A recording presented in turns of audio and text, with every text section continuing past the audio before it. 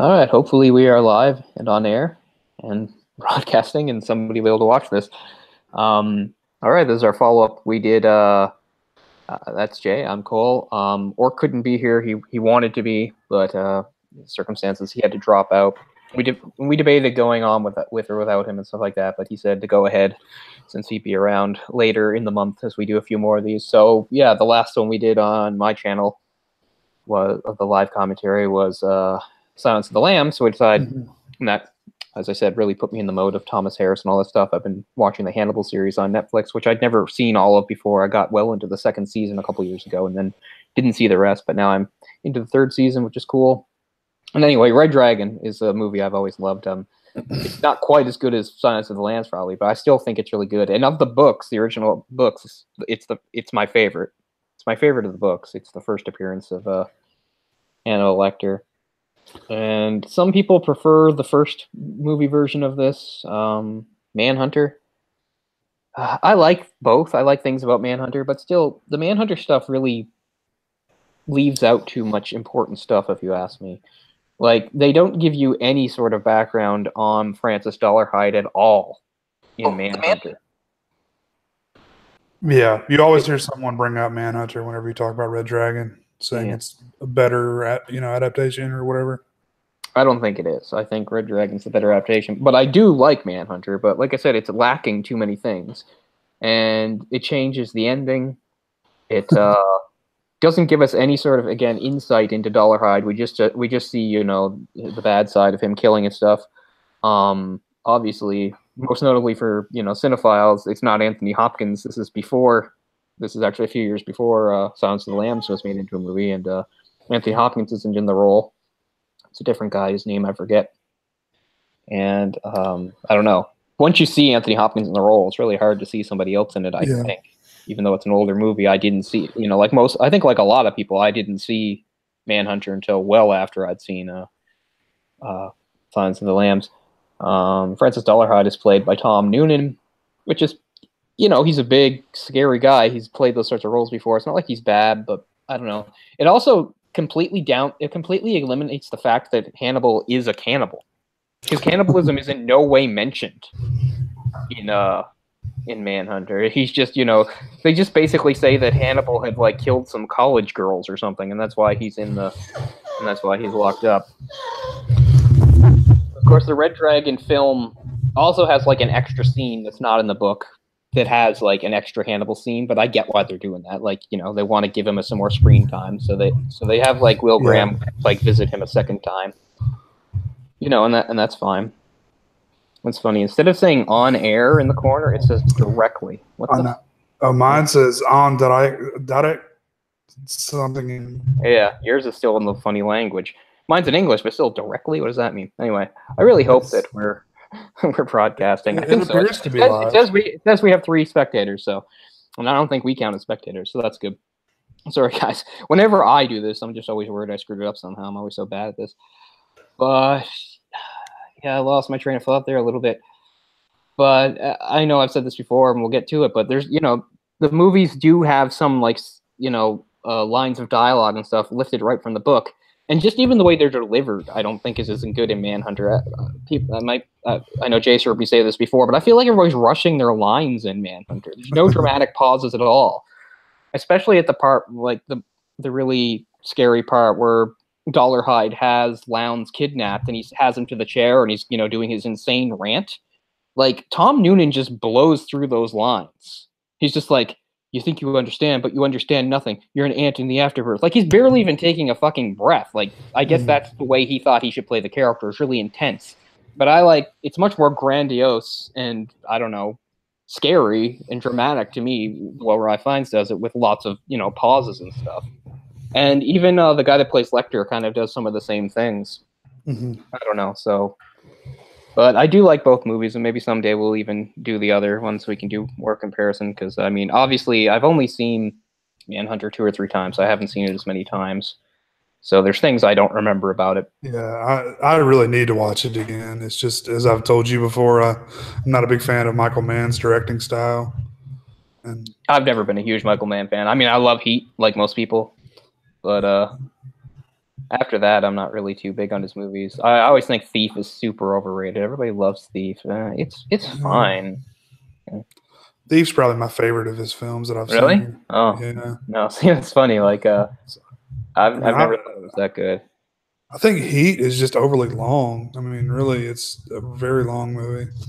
Yeah, it's been a few years since I've seen that too, so I couldn't really say. I can't really remember how the pacing works in that movie.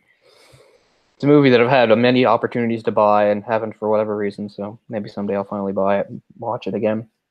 It never comes on TV anymore. In the '90s, it was on Really. TV constantly. I haven't seen it on TV in I don't know how many years. I mean, There's I get probably that some. it's problematic for TV and that it's long and they have to censor all sorts of stuff, but it Yeah. still used to come on. But I haven't seen it. Yeah, Manhunter is certainly a competent movie, and I don't think Red Dragon blows it away, but I think Red Dragon's better. Plus, I'm a huge fan of Edward Norton. Like, I like almost everything he does, and I really like him as Will Graham. Mm-hmm. The guy that was the main character in the original CSI, is his name Peterson or something like that? He plays Will Graham in Manhunter, and he's not bad by any stretch of the imagination. But to me, he doesn't have the acting chops or the presence of somebody like Ed Norton. It's interesting what they do with the character. They go super deep with the character for the show when they mix everything together and really expand on the relationship between him and Hannibal. In this one, it's more true to what it was in the book.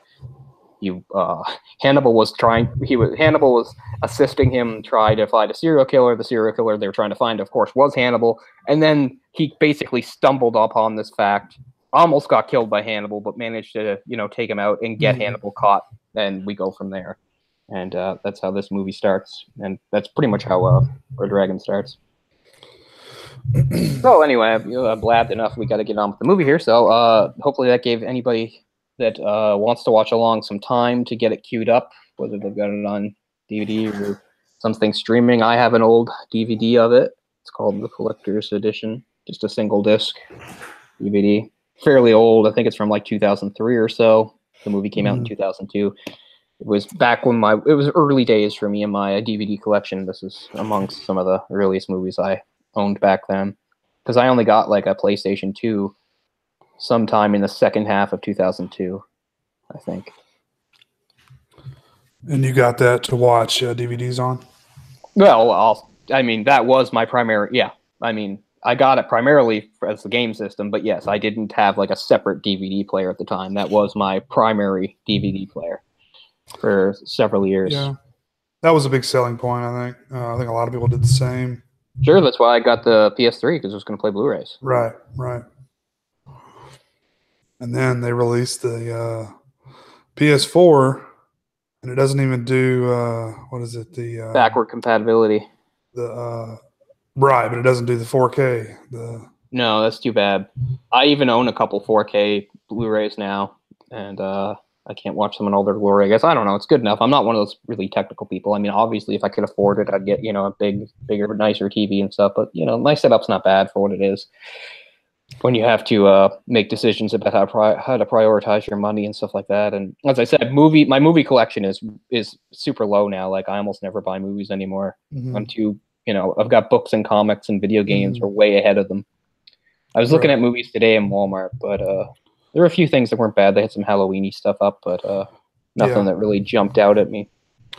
I've seen some of those Scream Factory titles for relatively cheap at some of the Best Buys. I've seen people post online. I haven't actually been to one myself. I was going to go to Best Buy tonight, but they changed the usual bus that goes out there has been replaced by a different one, and I didn't have the new bus schedule, so I was just really frustrated looking it up, and it was getting dark, and I was like, fuck it, I'll go home, because I was already out. I was already out to the Walmart. So maybe over the weekend, I will investigate my Best Buy and see what they've got. One thing good, lately they've really let me down, but one thing that's good about Best Buy for where I live is that they have a lot of Canadian exclusive steelbooks. That's cool. And I've managed to, get a few over the years. And I didn't know for a long time until actually Orc told me that those aren't in the U.S. and that a lot of people buy them and then sell them to U.S. collectors for a lot of money. Someday I'll show off my steelbooks. I've got about 10 or 11 kind of cool steelbooks, I think. Yeah, and there was another Steelbook series that I also don't think came out in the US either, and they were like, I think they were called Pop Art. I'll just show one or two really quick. Yeah, I think I remember you mentioning those.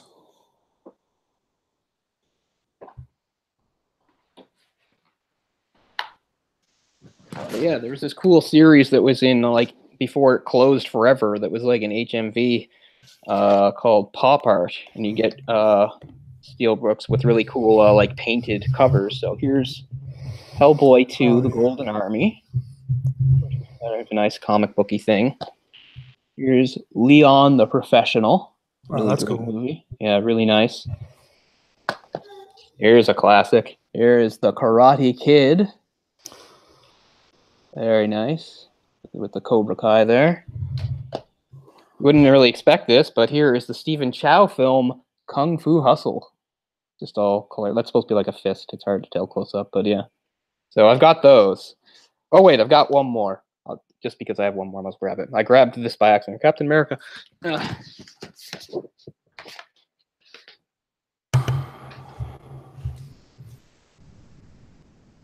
And lastly, another really great comic book movie that I like a lot. Scott Pilgrim versus the World. Oh yeah. So these are all Blu-rays with really cool things. Yeah, it's called Pop Art, and they're all 2-disc collections that have the that all have the DVD and the Blu-ray. Others included in the list are the 2003 Hulk, Shaun of the Dead, Van Helsing, Paul, Hot Fuzz, Serenity, Scarface, Death Race, Pitch Black, and Riddick, and also Doom, and my favorite movie of all time, The Big Lebowski. That's So, a really odd selection of movies. It really is. But they're all movies that, for most of the they do have like cult followings. Although I don't know who the hell cares about Van Helsing or Doom. Two Edgar Wright films, like virtually every Simon Pegg film ever made. Yeah. But anyway, I think I got the best ones. There's not really any here that mention that I really would have liked to got, except for obviously the Simon Pegg ones. I would have, and I mean, I already own Serenity, so I wouldn't really need another Serenity. But anyway, these are cool, and as far as I know, they're not. I guess they're not available in the U.S., but they're nice. I like them. Wait, Edgar Wright did. He did Hot Fuzz also, didn't he? So 3 Edgar Wright films. Yeah, it was. Yeah, Wow. Hot Fuzz. I guess Paul is one, and Shaun of the Dead. Well, I don't think he did Paul, but you mentioned the one you picked up there, the Scott Pilgrim. Oh, right. That's what I always forget. Yeah. I think that's one of the reasons why I like or Baby Driver so much. It has a lot of the cool color and style of Scott Pilgrim. Anyway, that was a nice diversion. So now on to the film. I'm sure everybody's ready now if they were going to watch it. So we're just queued up. I'm pretty sure just at like the very first title thing, it's a logo that's rising. So we'll go from here. Hopefully my volume's not up too much. Let me know if it is, and we'll do a countdown from 3. After 3, we hit it. It's after 1. We go 3, 2, 1, boom. So 3, 2, 1, ignition. I was gonna say this is the what logo is that? Universal? Yeah, it's turning into that like the globe. Okay, right. Yeah, I was gonna mention I watched some of the behind the scenes stuff before we got on here. Yeah. And yeah, I didn't realize that it was produced by Dino De Laurentiis. Yep. So keeping in step with the older ones, because so was Manhunter. Ah, okay. The thing I remember about both of them.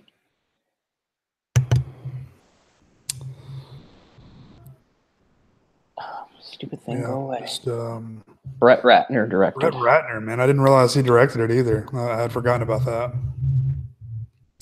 Yeah. He's kind of known as like a kind of a I don't know, dude bro. I always get him and Bryan Singer mixed up. But Bryan Singer's the one that's like molested people, isn't he? Right. Well, I mean, there's lots of allegations of Brett Ratner too, but I don't think. Brett Ratner too. But with Bryan Singer, it was like young boys and young men, I think. Yeah. Not that makes a difference, I guess. But yeah, this is also set in the same time frame basically as the books because yeah, it's around 1980 that Lecter is caught, and then so the events of Red Dragon are basically early to mid 80s. So this film is a prequel to Silence of the Lambs, right? Well, I mean, as far as films work, it is, but Red Dragon was written before Silence of the Lambs, Okay. Okay. so So it's not necessarily a prequel in book form. right, yeah, it's not. This would be the first appearance of Hannibal uh, in book form. Now he's going to have one of his. At this point, Anthony Hopkins is a little old for the role, but it's not a big deal. Yeah. Yeah. Oh, he's so great. I mean, nobody else could do it. So Yeah. basically, just have to do Red Dragon without, without Hannibal, the character. Right. Because so this is him at the height. He's had a long career, but this is sort of the height of it all, where he's a well-respected psychiatrist in the upper crust of society in Baltimore. He's well-respected. He's known for his lavish dinner parties, and here he is, and now they're discussing the symphony. And the flautist who we saw that was making the wrong notes, making the mistakes, Hannibal picked him out as a good victim. So he's having one of his lavish dinner parties where he's getting his kicks by making fancy meals where he would serve the guests some of the pieces of his victims. And that's the other thing. He's not just a cannibal that ate people. He's a cannibal that made other people unknowingly also eat people because it amused him. That's almost worse, isn't it? Oh, it's awful. And yet he still comes across as so likable. Everything they do, I mean, now I'm thinking about it because they have it all mixed up because of how they just sort of take everything of the 3 books and mix them together for the show. All the stuff with Mason Verger, because they do everything they can to make Hannibal still seem likable compared to Mason Verger, because Verger is such a sadist. Because he would at least in the book, he would molest kids and stuff. But then once Hannibal did what he did to him and left him completely paralyzed, he still would have just emotionally abused kids. So it proved he wasn't just a really bad sexual abuser for the normal reasons. Because the fact is, there are certain pedophiles and stuff that when they molest kids, they're so screwed up that they honestly think that it's an act of love. And they don't think they're hurting the kid or screwing them up. But in the case of Mason Verger, he's fully aware of the damage he's doing, and he's reveling in it. So the point comes when he can no longer physically do it. His consolation is to still do it mentally and emotionally. So so they make him really hateful and awful. So that it seems like that. So here's Will Graham, Ed Harris. I almost said Ed Harris, Ed Norton. And this is really like the perfect movie for you, as I know you're a big Ed Norton fan. Yep. I was super excited when I found out he was going to be in the role, because it was already one of my favorite books. I was a big fan of the Silence of the Lambs movies and stuff, and yeah, that was just right around the time where I was becoming a huge fan of his. I loved him so much in a couple recent movies before this, Fight Club and American History X. Oh, were those both before? Okay. Yeah. So he's a big time star at this point. Yeah. And Primal Fear, is that the yeah, that's his first movie, and he's so good in that, and it's one of my favorites too. Yeah, I went back and watched that again a few years ago after you were, talking about how good it was. Yeah. His performance is really great. Yeah. That's another book I own. It's a really good book too. Really? Yeah, they had to, eliminate some small things and background stuff. But again, it's a pretty good adaptation. But the book is still worth a read because it gives you extra layers. And once again, it's sort of like Aaron Stamper is even more evil than he comes across in the movie. You find out he's killed more people and stuff like that.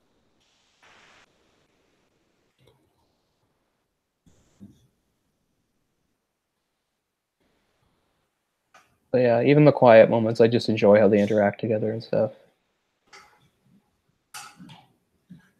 One thing that's completely eliminated from the character for the show is his personal relationships in this, because both in the book and this, he's married to a woman that had been married before and had a kid with another man. So in this, yeah, he's got a wife and I guess a stepson. Will does? Yeah. Okay.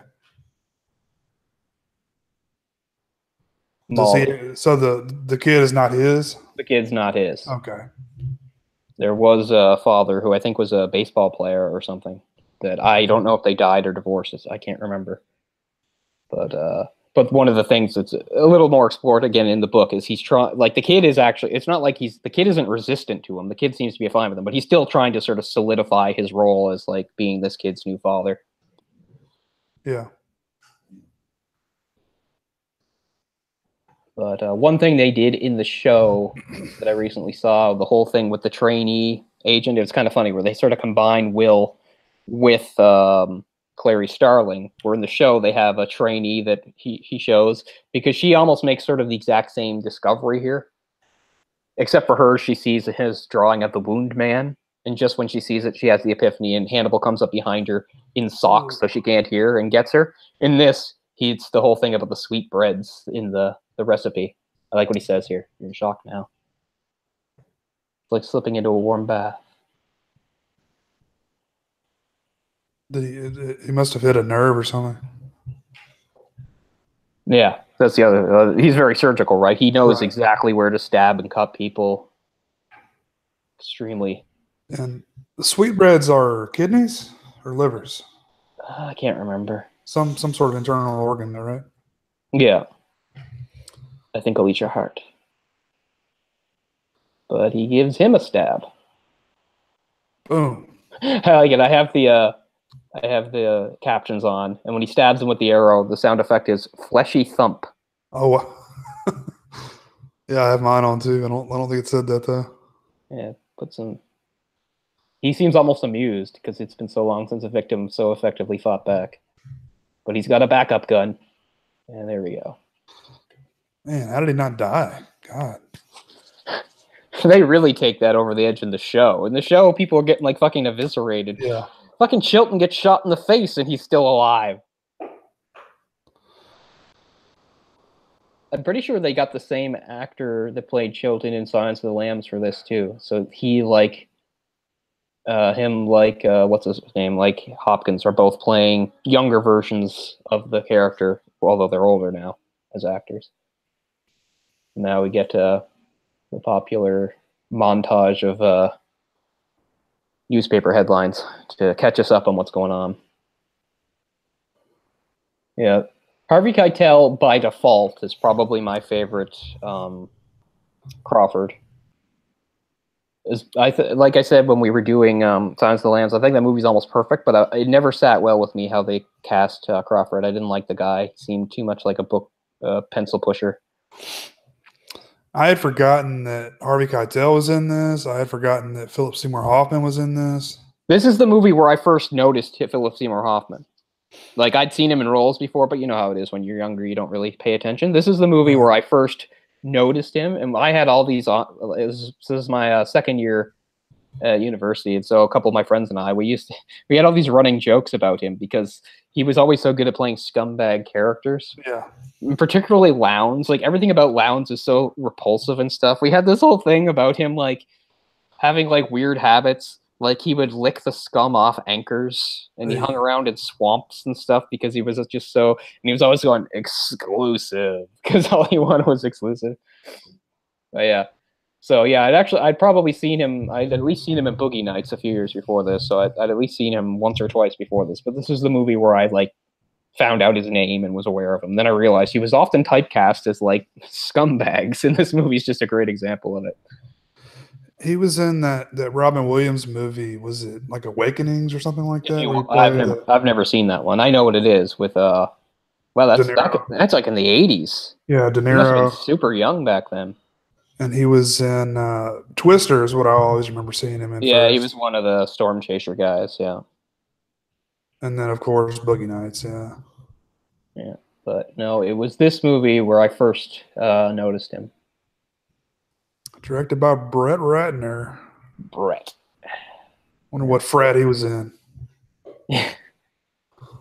No. Yeah. It seems like the wrong guy to direct this, doesn't he? In hindsight, yes. I mean, But like what did he do after this? He just did like a bunch of like Michael Bay type shit, didn't he? yeah, he did like the Rush Hour movies. Yeah. Oh God, those are And awful. I don't think they're awful. I think they're okay. I don't Really? think Oh wow. I think they're passable. Yeah, so now a few years later, he's in his semi-retirement down in Marathon, Florida, and sort of an old familiar story. Somebody that's been out of the game now, somebody's come to bring them back into it. It's like, we need your skills, we need your Yeah. special talents and stuff. But as I said, Thomas Harris in the novel does a great job of inserting Will into the action in a way that makes sense. Because I'll often bitch about, especially a show that I kind of like and I watched for many years was Criminal Minds. Was like, it just like, I know they wanted to focus on the characters, but it made no sense that the profilers were constantly going to apprehend the suspects themselves. Like, that never Yeah. happens in real life. You don't risk your profilers that way. Plus, it's a different skill set. Like, your profilers, yeah, they might have gotten a few weeks of weapons training or something, but they're not field people. You send out, like, your special squad or SWAT team or whatever to deal with that. Oh right. And yet in Criminal Minds, they're constantly, even if there is a SWAT team, they're with the SWAT team, like leading them and stuff. That does not happen in real life. And in this, they do a good job. And there's a part here there. He mentions Bloom. You've got Bloom in Chicago. That's all that we hear about in Bloom in this movie. Bloom is mentioned a bit more in the book, but there he just says, "You got Bloom in Chicago. You don't need me." But as he explains to Molly when she doesn't want to go, he says, "Don't worry about it. It'll be the cops that bring him down. I'm just helping them." But the way that events fall out, obviously, he gets drawn into it. But it's done in a realistic fashion. Yeah. It's not like Will is supposed to be out hunting him like physically. I mean, he's moved down to Florida because he's burned out. He damn near died. He doesn't want his family to be harmed. Yeah. And now they come and pull him back in like the Godfather. Yeah, very much so. It's really, how realistic is that? I mean, really, like, would you go bother this guy who like almost died catching the guy the last time? I don't know. Well, again, just because it is fiction and stuff. The whole point is Will is supposed to be somewhat extraordinary, right? Like, he has that gift of being able to empathize with killers and think sort of the way they think and stuff. So he's sort of, a special talent. So they feel like they can't afford to do that because, they've realized this killer, the Toothberry, has a certain pattern. So they know he's going to kill again soon. And maybe there's a chance to, get in there and catch him before he does that. Yeah, because what does Lecter say to him? He says the reason why you were able to catch me is because we're so similar or something like that. So something like that. I don't remember the exact line, but so he's able to get in their head and really, like, I guess, predict what they're going to do next. Yeah, and again, it's something that sort of repulses him. He doesn't like that he can do it, and he makes him wonder, like, what does that make me? And that's the angle they really take in the show, right? Like, in this, Will has things more together. In the show, he's a goddamn mess, and Lecter's doing everything he can to turn him into a killer, and all this stuff. Yeah, yeah. That's a hell of a scar. Mm-hmm. God. Makes sense, though. Yeah. Lecter knows what he's doing when he stabs you.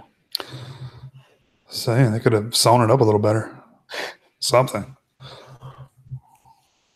Yeah, there he goes. The cops will have to take him down, not me. I'll just help him find them.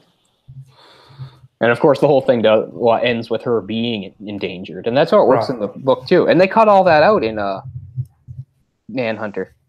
In Manhunter, she's never threatened because that scene never happens. They just have like a shootout at the house, and that's it.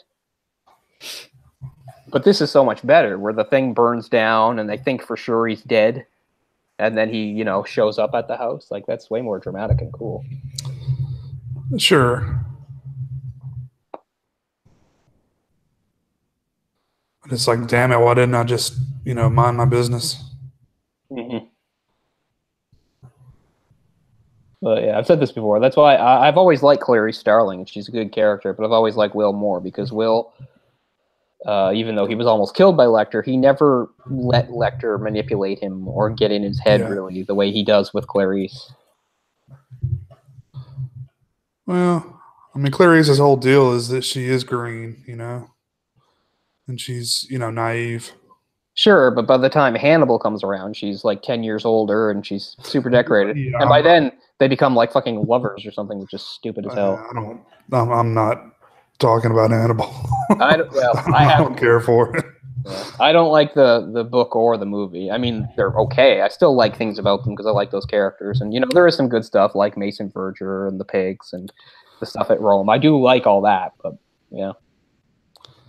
Again, it was a book he didn't really want to write. Yeah, I remember you saying that. He wanted to be done with the character after, because what it was yeah, he wrote Red Dragon. Hannibal was a fairly minor character, but he was somewhat of a breakthrough, and people wanted to know more. And he thought, yeah, that's kind of a good idea. I'll make it. And he willingly wrote Silence of the Lambs because he wanted to explore that. But that was supposed to be the end of it. And then you have your publisher saying, if you don't write this book, somebody else will. And like same thing happened with fucking the real prequel, Hannibal Rising, which I hate. I own that book too, but it's very well written. He's a good writer, but again, it's a story you don't really want to hear. You don't want to know all this stupid backstory about him. Oh, he had to eat his sister. Seems unnecessary, doesn't it? Like why do you need to know that? Yeah, completely unnecessary. It's It's like we were talking about earlier tonight about the Child's Play.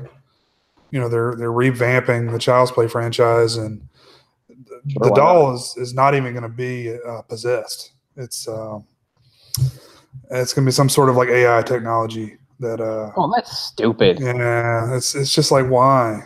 I don't like that at all. That's yeah. That angle doesn't work for a horror movie. No way. Like some sort of evil AI that gains sentience. Yeah, that's like sci-fi. Exactly. I don't like that. I mean, whether or not you like the movies or not, it just seems. I mean, just make a different movie. But that's what I always say about these things. Just do something different. But yeah, I mean, I'm fine with them like rebooting Child's Play. They're not great movies. They're not classics. I know some people think of them there, but to me, they're very, very average slasher type movies with a kind of funny angle. Yeah, I don't hold on to that regard at all. But I do enjoy them. But so here's Will at the Leeds house. For some reason, he had to come at the dead of night, though. You're gonna visit like the home of a family that was slaughtered. The crime scene hasn't been cleaned up specifically so you can look at it. So you get to see all the blood everywhere. I mean, the bodies are gone, but yeah. So that's the whole thing about this Tooth Fairy killer is that he kills entire families, which is obviously very scary, and he kills them in their own homes. So it's kind of like one of the number one fears people have is somebody coming into your house and killing you. The home invasion thing. So he's not just a killer that like might grab you out in an alley somewhere. He comes into your home. So, and he's super prepared to do it. Do you think you could do something like this for a living? Yeah, I think so. I think I could, but it's like the old adage, like I don't know if I could. This is not something you can just leave at work. It's going to be with you all the time. Yeah. What's funny though is like I couldn't be like a medical person though. Yeah. Like that just makes me nervous and stuff to know that like I'm responsible and stuff, and yeah. Yeah, so I couldn't be like a doctor or a paramedic, but something like this, yeah, I think. I mean, if I probably wouldn't be any good at it, but I just mean as far as like it getting to me, I don't think it would get to me. I mean, you never know. Obviously, this is just maybe just the fact that I read a bunch of stuff and watch a bunch of movies really wouldn't prepare you for the reality of it, right? But I don't know. I mean, people do this and they're not superhuman. Sure. And maybe nobody's like I mean, it's the type of thing that you can get used to for certain people. Yeah. And again, you're not really happy about it. Yeah. You live in the right city, even if you're just like a normal beat cop, you could see awful things, if you're in the right kind of city for it. Yeah. Why did you put mirrors in their eyes? Because he wanted an audience. Yeah, here's the thing we always think of with profilers. Him sitting there with all the pictures and notes spread out around him.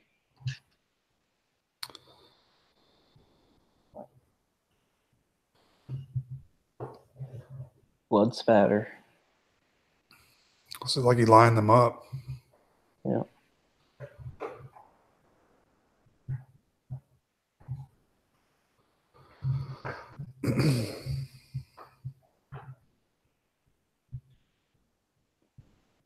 Had you heard that story I sent to you about Mr. Anime? I think I had heard like the very broad strokes of it, but I didn't know about him having the channel and stuff. Because he didn't actually like go on with his shooting like he Yeah, planned to, yeah, he did stop. which He still murdered his family, but yeah, he did something in him made him, not go further and kill more people. But yeah, that's the weird thing about the world we live in now. I mean, not only do we have shooters and stuff, but now we have shooters who we like the world. Certain people, we get to see them beforehand because like if they're doing stuff like with YouTube channels and stuff like that. And as it's described, like I don't know if you could really tell that he was going to do something crazy, but you could see through the videos that he was changed and acting strange and stuff. And I just listened to the audio. I need to go watch the videos. I'm sure they're available somewhere. You can watch a bunch of them on fucking what's it called? Oh, that really obnoxious Wikipedia thing. What's it called?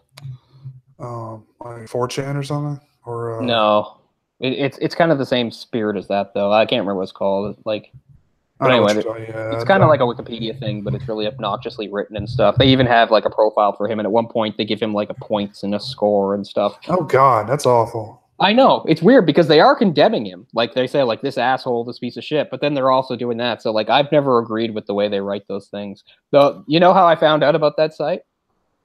By looking up this girl that like a few years ago when she was 17, somebody took a picture of her getting ready for some sort of track meet event. And they took a picture and like she was like stunningly hot and like the picture just went crazy everywhere and stuff. Oh, right. Yeah, I know what you're talking about. The Brazilian, I believe. Yeah, no, she was American. No. Oh, she's American. Okay. American, but anyway, she was 17 in high school at the time, and somebody just took a picture of the event, but the picture went viral and stuff. And anyway, she spent most of her time bitching about like all the attention it got her and stuff, But she was, just it was a great picture, and she was stunningly beautiful. Of course, she wasn't 18 yet and stuff. So, but anyway, it started off a bit of a firestorm. Anyway, I was looking her up one day because I hadn't heard of her, and they had a whole article on her, and it was really obnoxiously written and stuff. I can't remember what the hell it's called, but yeah. But anyway, that site I said has like a bunch of his videos down at the bottom. It's not like E-bombs or something. It's no. Damn it. I know what you're talking about. I can find it again pretty easily. Let's see.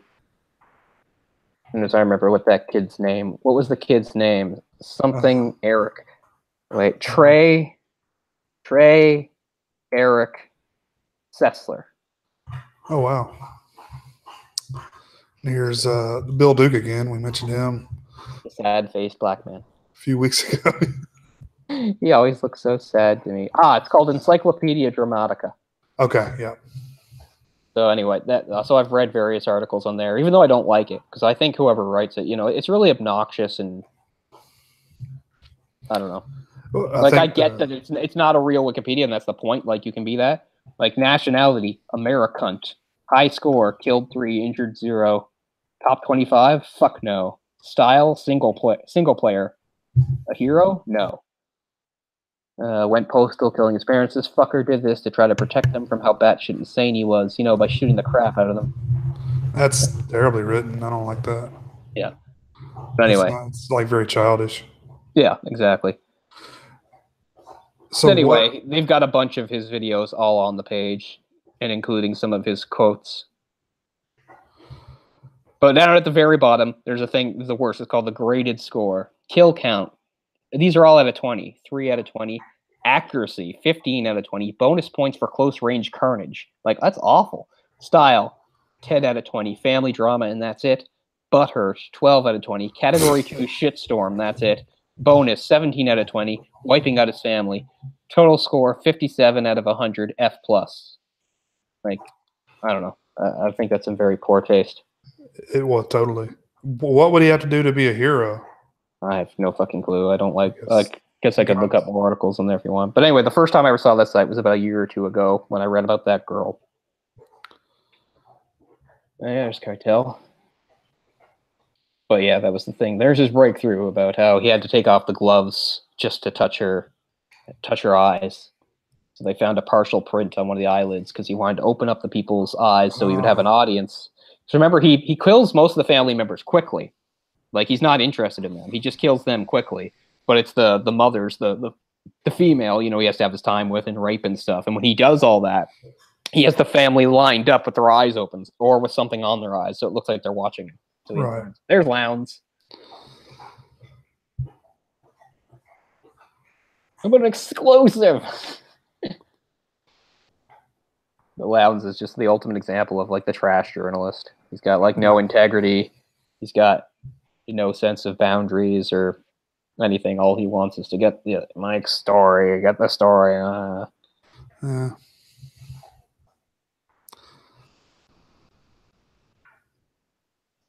They really pulled out all the punches on the casting here, didn't they? Yeah. Big movie.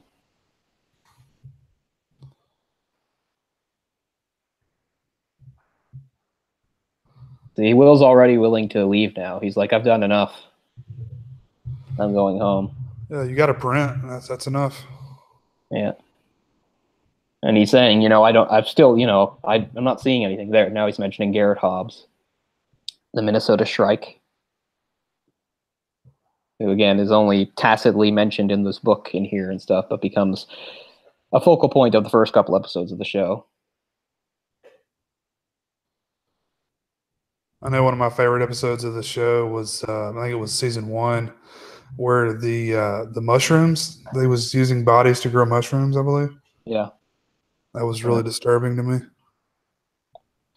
Yeah. Most of season 1 was just them like tracking killers that would just make bodies into like really bizarre tableaus. Yeah. Like one of them was like the wings, when they gave the bodies wings, that was really disturbing too. Yeah. And there was the one where Lance Henriksen turned people into totem poles. Oh, wow. I need to watch that episode again. It's almost like Killer of the Week type stuff, isn't it? But yeah, but they had like, you know, the underlying plot running through it. They did a pretty good job. Which, you know, for an episodic show, I guess you have to do something like that. That's funny. See, that is the same actor, but you can clearly see how much older he looks than he did in Silence of the Lambs, even though he's obviously supposed to be the younger version of himself. But yeah, same guy. He's kind of happy to be in the role again, considering, you know, even though they don't show him die, you know he dies for sure between Silence of the Lambs and Hannibal. And here, he's just so greedy. He's just like, I can never get enough out of Lecter. Get some stuff out of Lecter for me. Yeah, and that's the other thing. Whereas much we have the exploitative, you know, lowbrow journalists and Lowndes, we've got this grasping, you know, self-important, just wants fame for himself guy in Chilton. Now watch out for Miggs. Multiple Miggs will throw stuff on you. Yeah, I wonder if Miggs is here at this point. Oh, same orderly. Barney. Oh crap, I forget his name. Well, the character's name is Barney. Yeah, I was trying to think of the actor. Faison. Don't know him. Faison. You caught him, for God's sakes. You must have some advice. He said, yeah, I let him kill me. Wonder if this is the same set. I mean, it doesn't look as dark and dank. No, it doesn't. Again, it's a few years before him, but still, it looks a bit tidier. More natural sunlight. Yeah. Maybe they closed some windows. Sunlight coming into the other one. Of course, it could have been later in the day or something. Or yeah, you never know. However you want to. I like this. Their first exchange is great. That's the same atrocious aftershave if you wore it your trial. There it is. Warren Court. Keep getting it for Christmas. And they even mention that in the show, too. There's a part where he's like, that smell, he's like, it's something with a ship on the bottle or something. Like Old Spice? Yeah. I use Old Spice. Not exclusively, but I use it. Or, I don't usually use aftershave, though. I'm not an aftershave person. I don't either. Never have been. Shaving is already face torture for me. I've got a really delicate skin, and every time I shave right here and a little bit here, are big red blotches on my face for like the first day. You know, it's only been 11 years, right, since Silence? For this movie, yeah. Silence is 91. This is 2002. So yeah. It looks like he's aged quite a bit. Mm-hmm. He put on a little bit of weight, you know, as you do, but doesn't matter to me, Will. Because Anthony Hopkins kind of like got his like popularity like later in his life. Oh yeah, I mean, Silence of the Lambs really did it for him. Yeah, well, he won an Oscar, right? Yeah, even though he only has like 15 minutes of screen time in the movie. Is that right? Oh wow. Yeah. Well, I mean, it is best supporting actor, but still. Oh, it is okay. Wow. Fumbles at your head like a freshman pulling at a panty girdle. Is that right out of the book? Yeah. Almost everything Lecter says is right out of the book. So I should try to find this part.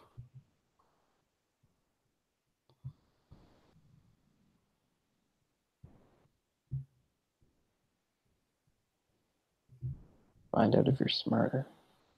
Like that whole thing about how did you catch me? And you had disadvantages.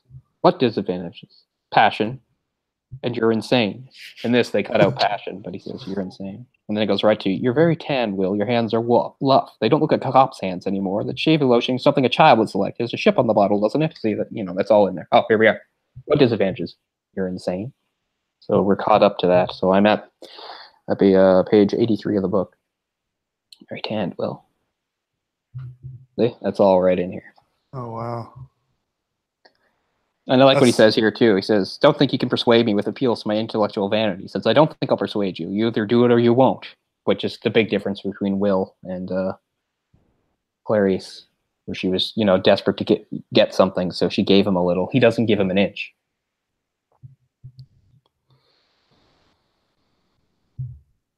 But yeah, all this is pretty much exactly.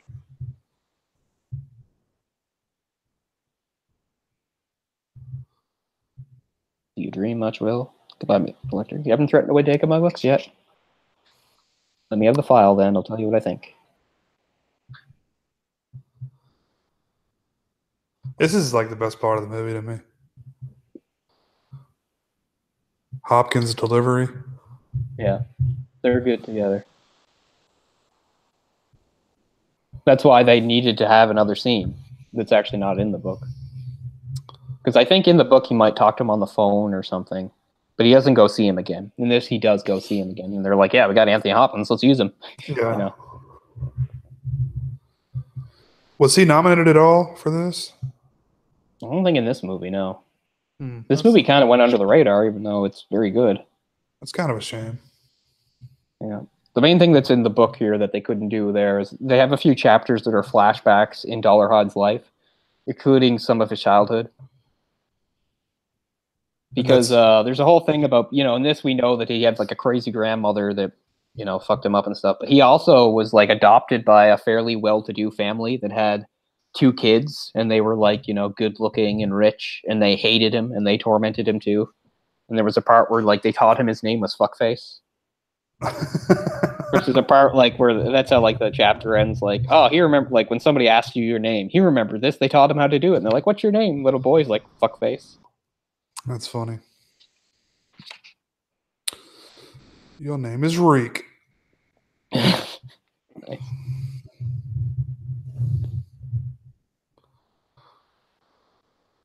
Must be further on. This pilgrim likes the moon. Never seen blood in the moonlight. Just everything he says is great. What were nude say? Sorry, people. I know I'm just parroting lines, but I just enjoy them so much. Why would it be better to be nude? Well, I guess if you're going to be nude, you need privacy. Yeah. See, that's just the sort of thing. Like, that's the way his mind works, right? He's just like, yeah, of course you'd be nude. You'd be nude. It's like it's when you're doing like a pure act or something, you're going to do some sort of ritual. Of course you'd be nude. It's the proper way to do it. When you're jerking off on the corpse. Yeah. As you do. Yeah. Plus, they do have the whole thing about the correspondence between him and Dolarhyde, where Dolarhyde starts writing him secret messages. And that whole cool thing about intercepting it that they do, where they, they get the stuff out of his cell and try to read it without Lecter knowing. Because, again, they're trying to show how dangerous Lecter is even when he's locked up. Do they have cells like that? Like, is that a real thing? The glass, the thick glass like that? I really don't know. I guess plexiglass. I don't know what you. It's a completely different setup in I don't know if you remember in Manhunter. In Manhunter, they're in a really pristine, really hospital-like place that's completely white, and his cell is pretty it's much more mundane and ordinary. But there's a part like in this, he just walks out. They really show him as super shaken up in Manhunter. He actually breathlessly runs out of the building, and there's a really long hallway he runs down and stuff. But yeah, it's a super modern sort of complex in Manhunter. It's all white. It's all hospital-like. Oh, look, there's Jaws on VHS. I missed it. You only see it for a second. I think I'm watching a full screen version too. I didn't buy this DVD. Yeah. That's how I know I didn't buy it. Because it's in full screen. Yeah. So here's the key to the case, although we don't know that yet. The home videos that the families make. That the whole case hinges on that, right? Because that's what the families have in common. They all made these special videos through the company that Dolarhyde works for. It makes you. I mean, you'd think they would figure that out faster. I don't know.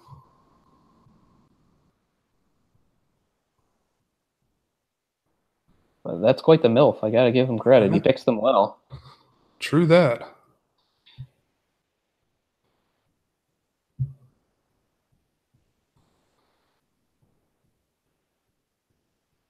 The Dog Duchess. So we need Dolarhyde to like throw some star swipes in there and stuff. Like, yeah, he does. He does some sort of technical thing. Yeah, he edits it together, I guess. Something like that. I can't remember exactly what he does, but yeah, the whole point is he has full access to all this stuff. More star swipes. They'll never go out of style. Or wipes. Maybe the word I'm looking for. Yeah, they seem super corny, but Will seems to like them and feel. Well, I mean, you would feel bad they died. Oh yeah. Well, they were all slaughtered. Yeah. So from the Leeds now to the Jacoby house. This is when he figures out that he's like scoped it out, like in the woods, right? Yeah, he finds the actual spot. Right. And he finds the symbol. That's terrifying. The symbol is in the book. Oh, cool. Yeah. Is it? It's the same one.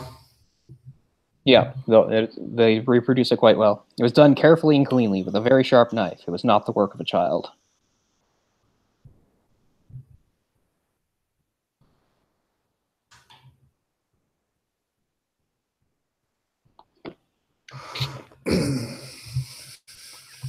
Yeah, that's the whole thing too. He kills the cat first, and that's the other thing. He kills the family pet first.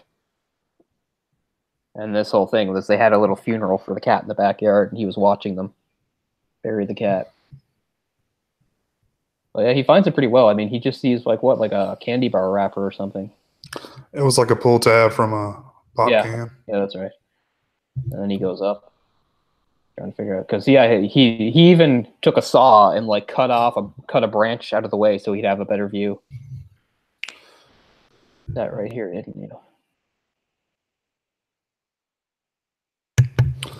I like how the cat had a police tape around it. Yeah, it's evidence. The cat was murdered. That's true. Yeah.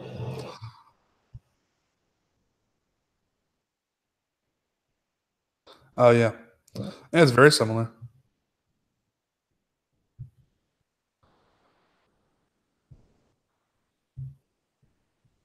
The movie goes a good long time before showing us the killer, which is cool.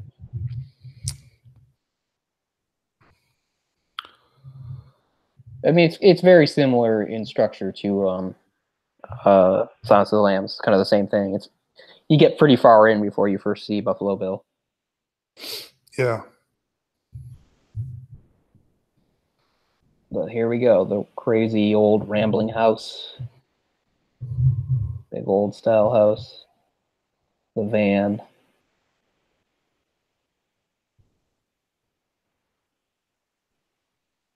But yeah, see all the sympathetic stuff, the stuff about his past and stuff like that, and the journal. None of that is in Manhunter whatsoever. And this they even add a little layer that's not in this, where to actually get the drop on him when he grabs the kid is like he starts quoting from it, acting like it's his grandmother to get him to try to attack him instead of the kid. Like that's not in the book, but I don't mind. It's a little sort of added layer. In the book, he doesn't make it into the house. He shoots him out on the beach, I think.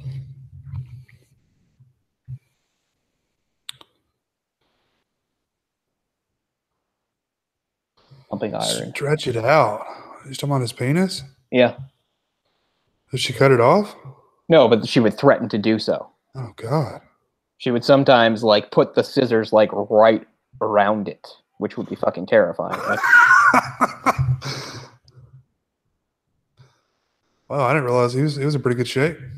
Oh yeah, that's part of the character. He pump iron incessantly. So this movie, like I can never unsee Ralph Fiennes in this role. Like I remember watching like the movie he's in with Jennifer Lopez. I don't know, some shitty rom-com that I was watching with my mom because the hotel we stayed at in New York was the same hotel they shot in. Oh, made in Manhattan. Oh wow. And he's like out in Central Park wooing her, and I'm like, that's Francis Dolarhyde. Get away from him. Yeah. Like I can't see him. Like it's just an ordinary nice guy. I just see Francis Dolarhyde. But yeah, the Red Dragon. Got a scrapbook. Yeah, and he's obsessed with Blake's painting. What is it? Woman with the red dragon clad in the sun, or something like that. William Blake's another fucking talent I hate so much. That he could write so well and paint so well. I hate people that can do so many things that well. Stupid William Blake. It's the same, Blake that wrote Tiger, Tiger, the poem. Take it from Freddie. Fuck you, Lowndes. Oh, he's a fan of him. Yeah, watch him caress it. But yeah, remember he's avid fan. Let me ask you this: he put dentures in, at least on the top, right? Yeah. Why were they so disgusting looking? They were his grandmother's.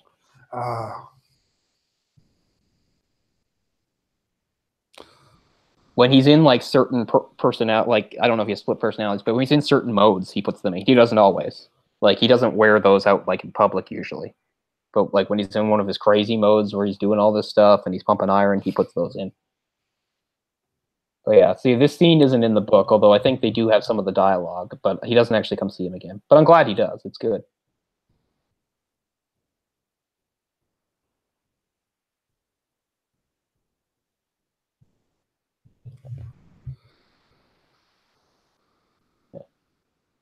Because it does give a little bit more poignancy to one of his lines about have you never felt a certain rush of panic, and then he like sort of lunges at him.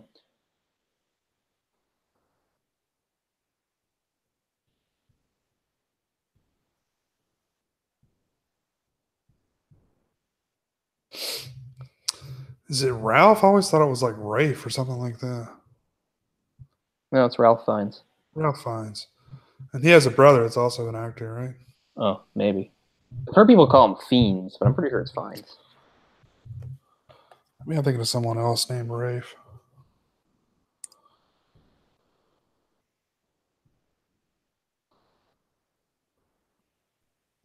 Robin Redbreast in a cage. It's all heaven in a rage.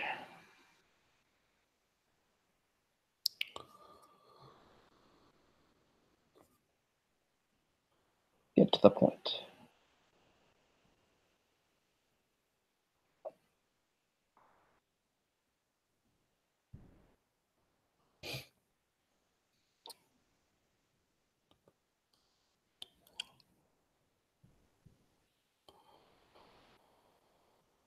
Oh, there is a scene with Bloom in the book. Okay. Oh, and they really did do a good job of when they converted Bloom into a woman on the show. You know how she's called Alana? In the original version, he's Alan. So they really went with that. Ralph Nathaniel Twizzleton Wycombe Fines. Twizzleton? Twizzleton. That's crazy. And they like their names, don't they? That is messed up.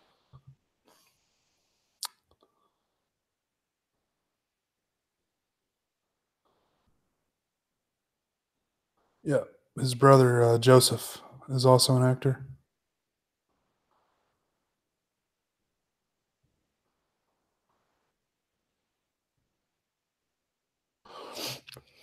Was he the guy that was in Spider, the Cronenberg film? Yes. Okay.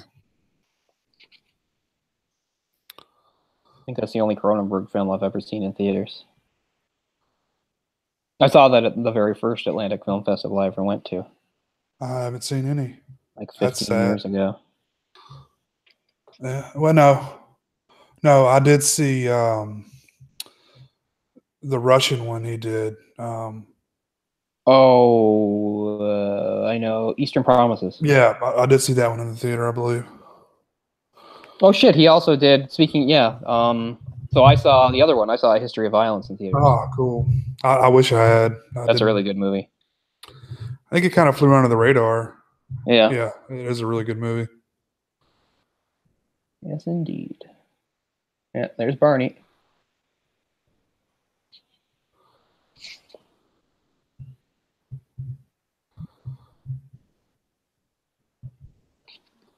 Yeah, there's a whole thing here that I forgot about where Dolarhyde actually calls Will on the phone.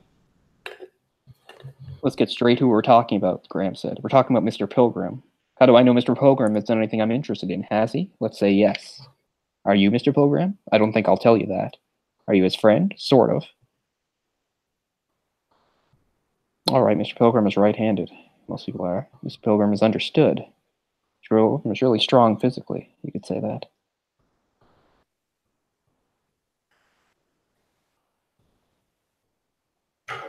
Yeah, I forgot all about that scene. Isn't it pretty clear that this girl has a big crush on him in this scene? Just how old is she supposed to be? She's probably just a high school girl. Oh, wow, yeah. But it seems pretty clear that she's somewhat taken with him just by her body language and stuff. Yeah, here he is using his great personality. She's like, I'm a temp. And he's like, oh, just check that Rolodex. There's a Rolodex. Just check it for me. I'll dance at your wedding.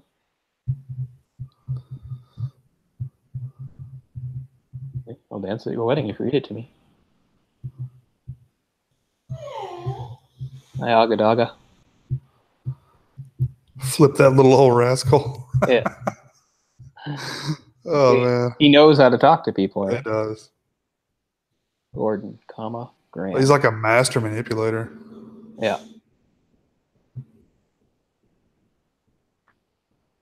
I mean, he's so smart and so educated and stuff, and yeah, he can fit into almost any place. Mm-hmm. And obviously, his memory, he can just he memorizes all this immediately. He doesn't have to write it down. And I hope there's no one like this in real life. Yeah, as we've said, like, you know, there's scary enough serial killers, but somebody as competent and intelligent as him, like, he speaks multiple languages, you know, he's He's obviously got a couple PhDs. Yeah. And as they show, and I mean, that's one of the, you know, as I said, I don't really like the book Hannibal or the movie either, but it does show a little bit more of his skills that we get to see. How he just sinks into this life over in Italy. He does it so well, like, you know, he immediately becomes like he works at like a museum or something, or a curator or something like that. Okay. He really impresses everybody, and his Italian is fluent, and he knows all, and it's all about like Renaissance history. He knows it all, and also the fact that he's got and it's mentioned a bit in Hannibal too, is like he always has contingency plans. Like he has like fake passports and money set aside in case he needs to go on the run to set into other identities and stuff. So here's our first true shot of Frances Dolarhyde. I always forget Good. this actress's name. Is that Rachel Weisz? That's Emily. Emily Blunt? No, that's a different Emily. Not Emily Browning. That's what I want to say. I don't think that's right though. Anyway, she looks a lot like a friend I have. Well, at least back when we were younger. She's a very good actress. Yeah. I know. Sometimes when you see people play blind people, you just like it sucks. But she does a really great job of playing a blind person. You never know. Like seeing like Bryce Dallas Howard play the blind girl in The Village is like one of the most fucking painful things I've ever seen. Like that movie's bad enough, but geez, she's awful. That's what I was noticing when I was watching some of the special features. That she just, I don't know how she does it, but it's just like just her movements and her facial expressions. It's nothing like you can. It looks like she's blind. Yeah. But then, and this is really downplayed in. I mean, it's somewhat mentioned, but it's much shorter and condensed in Manhunter. So again, you don't see any sort of the sympathetic side of him. Because, he's a monster and he's a killer, but you also see he's at odds. There is a normal sort of kind side to him, too, that he's at odds with. And that's why he can't kill her and why he actually starts to develop a real relationship with her and stuff. Like, he's not just playing her and duping her. Right. Like, yeah. I mean, he's hiding sort of what he is, but he's, in other ways, he's actually being himself around her. Right. Well, there's the super obnoxious guy. Yeah. Like Mark Wahlberg showed up. He gets shot in the face. She's in that movie with Adam Sandler, Punch Drunk Love, which people always hail as. I hate it. A great movie. No, I hate it too. But I absolutely I don't just dislike it. I hate it. It's funny that came out around the same time as this movie. Yeah, I know. That's why I kind of always equate her with this movie and that movie at the same time. But she's done a lot of stuff. Yeah. She's really good. Everyone's really good in this movie. Yeah, and his delivery is so good too, because again, this is what's in here where he says like, "Come ride with me," and you get to see like some of his turtle monologues. You're like, "What would a normal person say?" Or what would a person say? And he goes, "For my pleasure." I was about to say it. But yeah, Mandy is a fool. First he says, "Ride with me." She's like, "No, thanks." Then he's like, "Well, how can I appeal to her?" He goes, "Mandy is a fool." Let's see. But yeah, I like the "for my pleasure." You saw the wheels turning there. Yeah, which is great because in the book there is a beat, like I said, of internal monologue where it's like, what would a person say? There's where he comes up with "for my pleasure."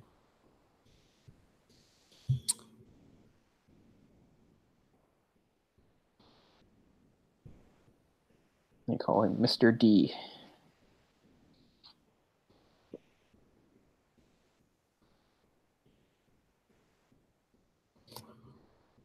I can tell you've had some sort of soft palate repair. Yeah. Like she's about to say that. Yeah, because she touches his face. Oh, she does. Okay, I thought she said she could tell from the speech. Maybe that too, but she does actually ask to touch his face. Yeah, she's talking about how she didn't lose her sight until she was 7. Oh, wow. So this is how she cuts the pie. That's pretty cool. Yeah. And of course we get the tension of, oh, the big killer's holding a knife. Oh, it's the entire time they're together. It's tension. Yeah.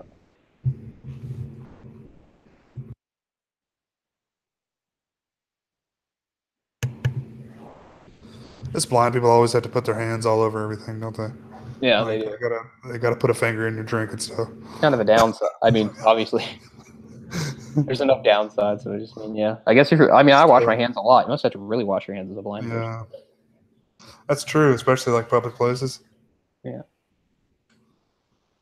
Blind person's like, "Can I touch your face?" I'm like, "I don't know what you've been touching." Use the Germ-X first. Yeah. Nobody wants to be rude to a blind person. Of course not. That's always the thing, right? If somebody has like a disability, they're blind or, they're in a wheelchair or they're deaf or something, people just always automatically assume they're really nice, great people. That is true. They can't be jerks. There's like an entire episode of The Big Bang Theory about that where Howard is dating this deaf chick that's just like taking advantage of him and getting him to buy like expensive stuff for it. And Penny's like, deaf people aren't bad or something. I don't know. Did you ever see that episode of The Office when he brought the? It's the landlord, the guy who owns the building, but he's in a wheelchair, and he basically brings him in to talk about disabled people. Yeah, I remember. It's just like, tell everybody how terrible it is to be you, or something like that. It's all right. It's not too bad.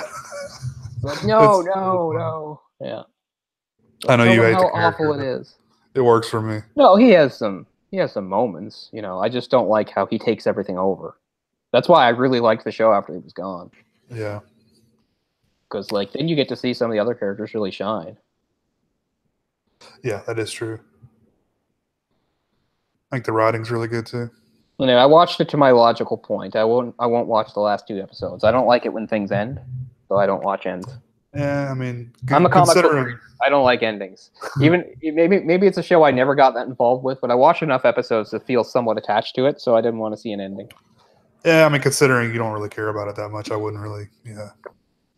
What's weird is in the last season, they finally acknowledged that the camera people are there and everything. Yeah. After completely ignoring it and seeming like, well, no, that's actually not what's happening. It's just a weird, otherworldly thing. But no, they're saying, yes, this was for a documentary. 10 years? Really?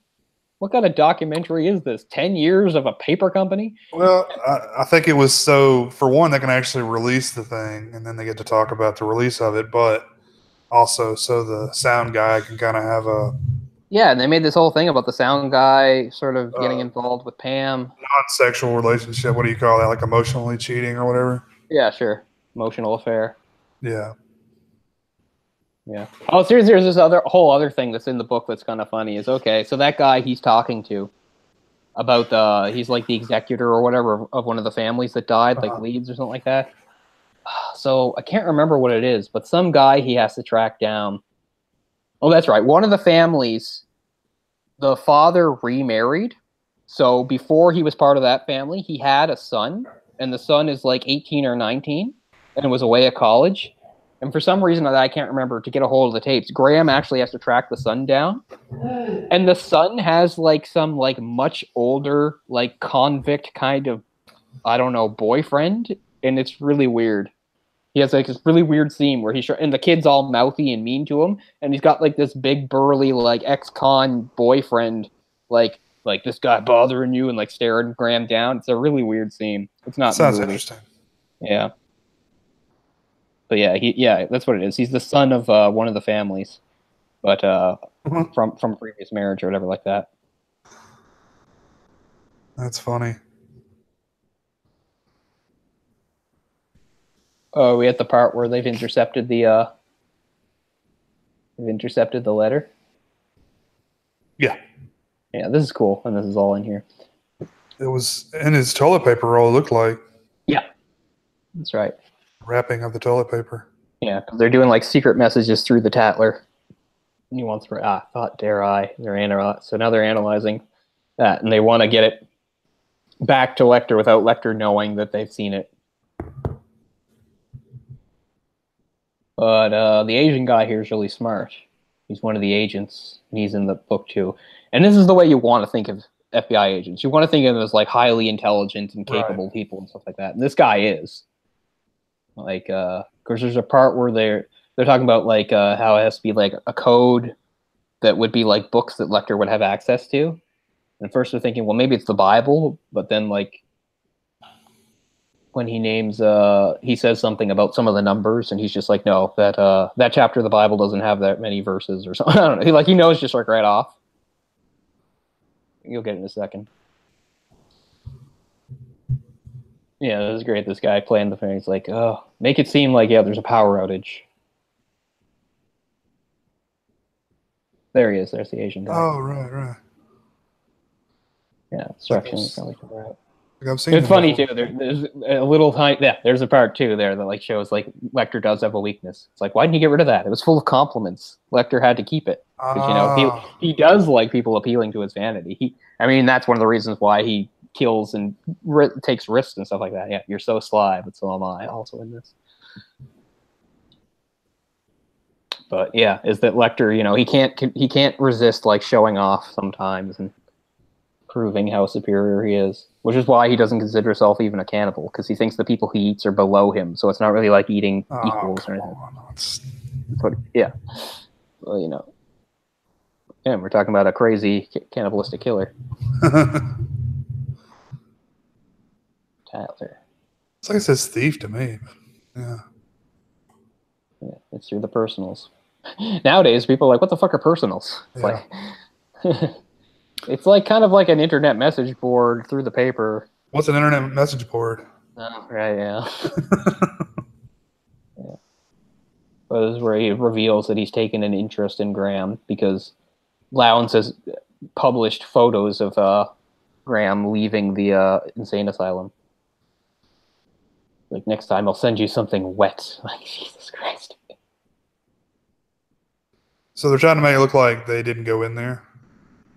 Yeah, they're trying to make it look like, you know, they only had to take him out to do some, you know, maintenance because of a power outage, you know. Like they're going to be able to fool this guy. He sees the gloves.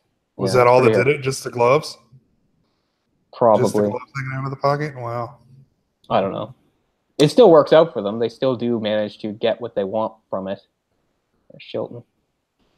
At this point, I don't know. You can't say that Lecter necessarily knows, but maybe you can say he suspects, I guess. Anyway, I guess I did talk through the part where he said it about the Bible verses, but anyway, it is in there. Or maybe that's coming up now, because yeah, this is him answering him. Okay, yeah, I like it. You're very beautiful. Christ. Yeah, here we go. Yeah, John 6:22, 8:16, 9:1, Luke 1:7. People know that stuff, man. I've never been that involved. Mm. I mean, I've read the Bible, but I've never. I mean, I can name the books of the Bible, but yeah. See what book? Not the Bible. See, he says it right out. He's got Galatians 15. Galatians only has 6 chapters. Same with Jonah. That's only 4 chapters. Like, I wouldn't remember that. No, there are people that hammer this shit, and they know them by heart. You know, just about. Like you could just say, chapter and verse, and they could recite it. I know, some random Bible quotes here and there, but not full Psalms or anything like that.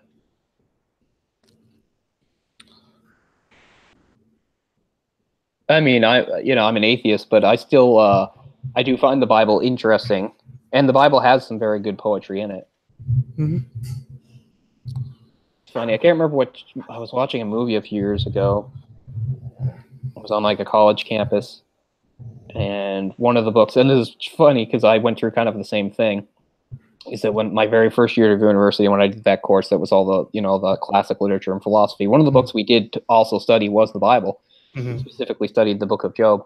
But anyway, in this movie, the same thing's happening. Like, there's a part where they're going to analyze some of the Bible, and like some girl stands up and says she objects to it and she can't. And they're like, why? She's like, because you're interpreting it as some sort of like literature, whereas to me, it's the literal word of God or something. I don't know, I can't remember what it is, but it made me think, yeah, there are people like that don't like the Bible being discussed in an intellectual way. Sure. I mean, it's like, Southern Baptist, it's like Bible study is a separate thing in and of itself. Like you've got, church, you've got Sunday school, and then you've got a whole nother deal, which is Bible study. Yeah, but their Bible study is not like, again, the way, you would learn about the Bible in a literature course. No, absolutely not. Lloyd Boorman, that's his name. Yeah. This is where he's figured out that he's told him where Graham lives. Save yourself, kill them all. It was fairly suspenseful. How did he break the code? I can't remember what book they found it. Again, they just found out it was some other book. I can't remember now. It wasn't the Bible, but we talked through it. But it was just finding out some other book that he would have had, and then they used the numbers. They do explain it. We just talked through it. But yeah, see, she wakes up, she hears a sound. It's like, oh shit, is he already there? Although you think he can't already be down in Florida, and he's got work to do. But he does remember later on, as our climax happens. Oh, shit. Yeah, it is. At least they sent out a lot of people for it. No, they should. It's their damn fault that he's involved in the first place. Yeah.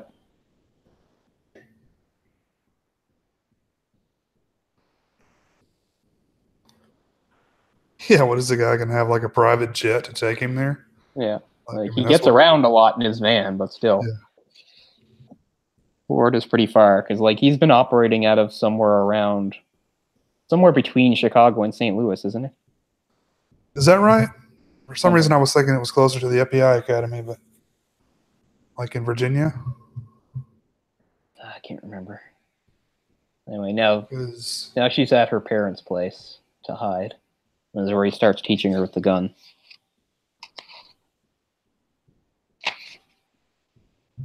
Starling is at, I believe, the FBI Academy. What is that, in Annapolis, Virginia? Quantico?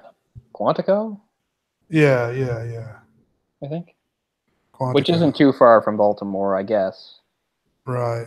Because the main action in that, I can't remember where Buffalo Bill was living.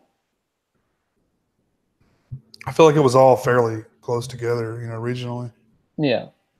Because it was the same sort of thing, just like that. And the Buffalo Bill didn't just kill in his city. He drove around, he went across state lines and killed in other places, or brought people back and stuff. That's a smart way to do it. There's the thing. He's like, sorry, I found your rejection letter from the archives. I think we'll remove Dr. Lecter's toilet seat as well. Come on. As he said, Chilton does. He says in the other movie, Dr. Chilton does enjoy his petty torments.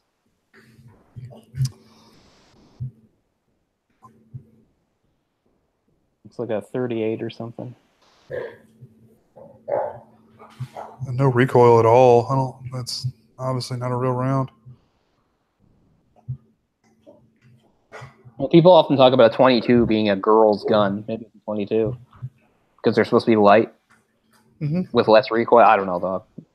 It's just based off stuff I've read. I don't know, 22. Oh, yeah. It's a very small caliber. Yeah.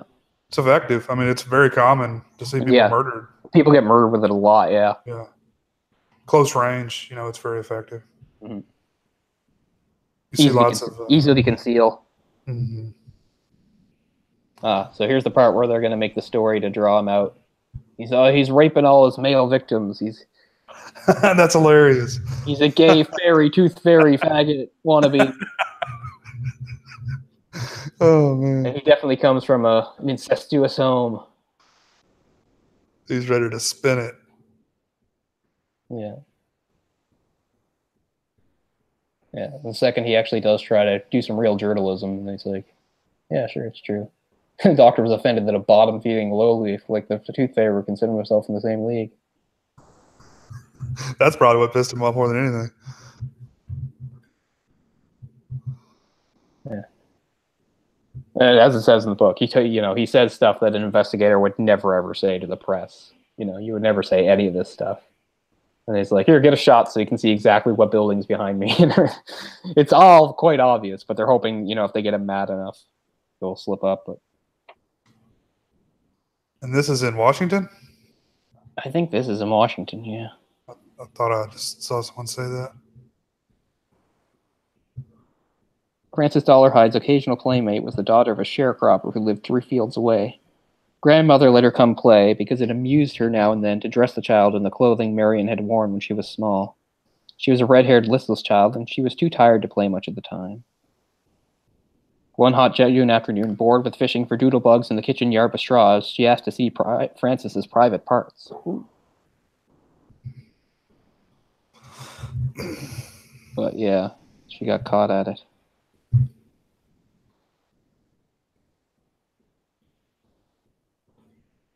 She reciprocated by showing her own, standing with her piled cotton underwear at her ankles as he squatted on his heels to see a headless chicken flapped around the corner, traveling on its back, flapping up the dust. Yeah, so you can imagine that being mixed in with one of your first sexual experiences. This is the first time he sees female genitalia, and a headless chicken comes around the corner, flapping blood all over the place. Look here, boy. You want to see what's next? Well, now you'll see. So go on and find yourself something else to do. Occupy yourself with children's doings and keep your clothes on.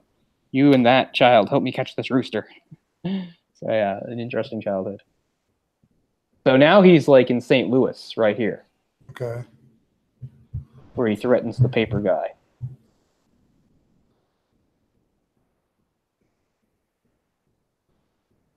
Big 80s cars. Mm-hmm.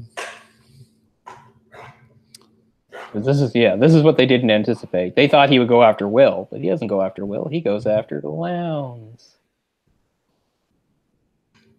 Oh man.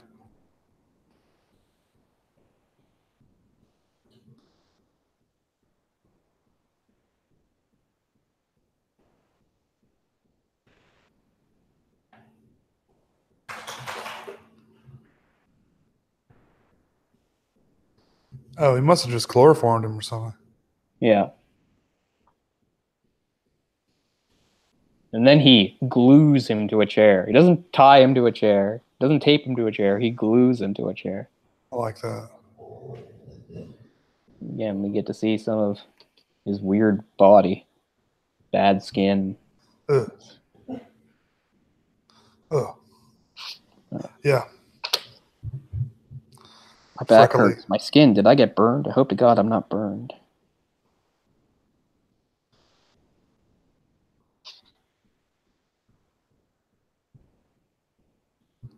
Because at first he thinks he's like, was I in an accident? Like he doesn't know what's going on. Atoning Mr. Lowndes. Yeah, this is all in here.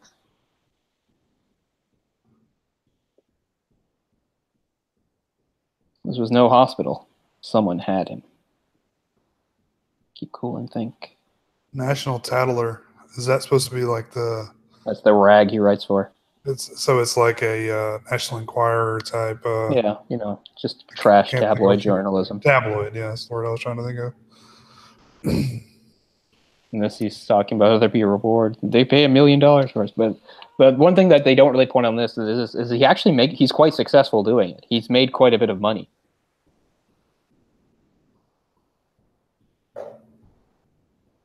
Bottom feeding low life. Live your right lives. Yes, baby. Oh, yes. It's time for treats. No, treats was at midnight. That's our designated treat time. You know that. Mm-hmm.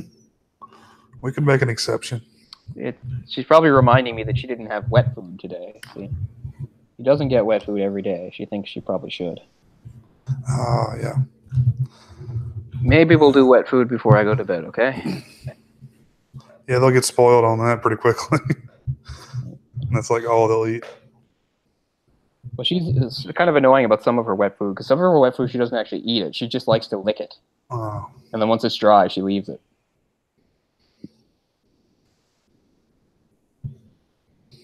Open your eyes and look at me. No, I like what he says, too. He's like, open your eyes. If you don't open your eyes, I'll staple your eyelids to your forehead. I don't want to. Oh, man. It's got to be terrifying. Yeah. In this, he really does try to, appeal to him a little bit more. He's like, why do you think I'm crazy? When a person does things most people can understand, they call him crazy. They called, the Wright brothers all through history. He really tries. There we go. The great back muscles flexed above the brilliant tattoo, the tail that ran down his lower back and wrapped around the leg. And this is really where you get to see the depth of his insanity. Because he believes that in each killing he is becoming, and that he's going to be something like the Red Dragon. Look. The Great Dragon, a woman clothed with the sun.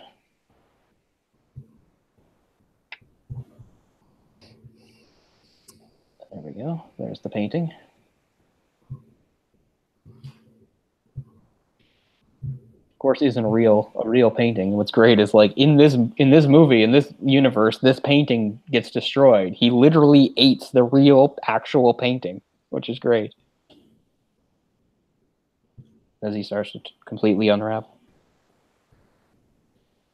Oh. Do you see? Do you see? Do you see?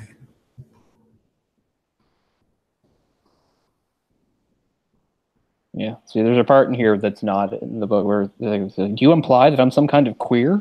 No. Are you a queer, Mr. Lowndes?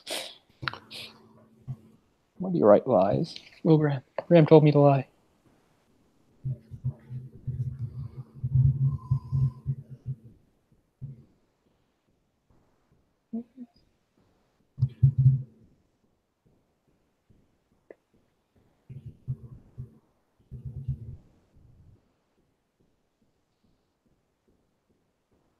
It's really just me watching the film at this point. Yeah. Let's see. All this is. I like how I just don't like how any of these lines are delivered by Noonan in Manhunter. He just sort of rushes through them. He doesn't even sound like he's into it. He just sounds like he's just saying a bunch of stuff. And this, you can really hear the feeling and passion behind the lines where he You are an ant in the afterbirth. Yeah. I love that. You owe me awe. That fear is not what you owe me, Mr. Lowndes. You owe me awe. And this is so scary.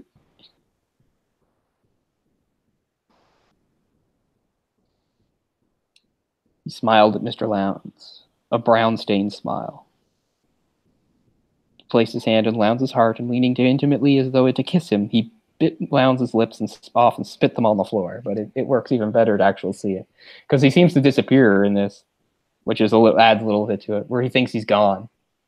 Like in this, he's just standing by him. In this, it seems like he walks away and disappears, and then just suddenly appears in front of him and does it. Then they do this, his death as like a fake out with the Freddie Lowndes in the Hannibal show. The whole thing with the... Oh! Yeah. I remember in the theater, like, people around me, like, actually, like, totally bristling at that part. Okay, there they go. They spit him. Yeah. But they did this as a fake out to fake Freddie Lowndes' death in the other. Which is weird, because that means they thought of it themselves. The FBI or whoever. And that's really what happened. And then they sent the tape in.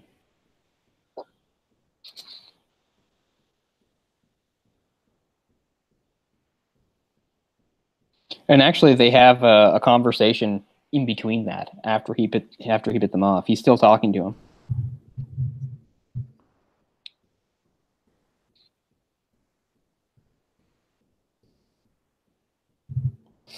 Do you like being Graham's pet, Freddy?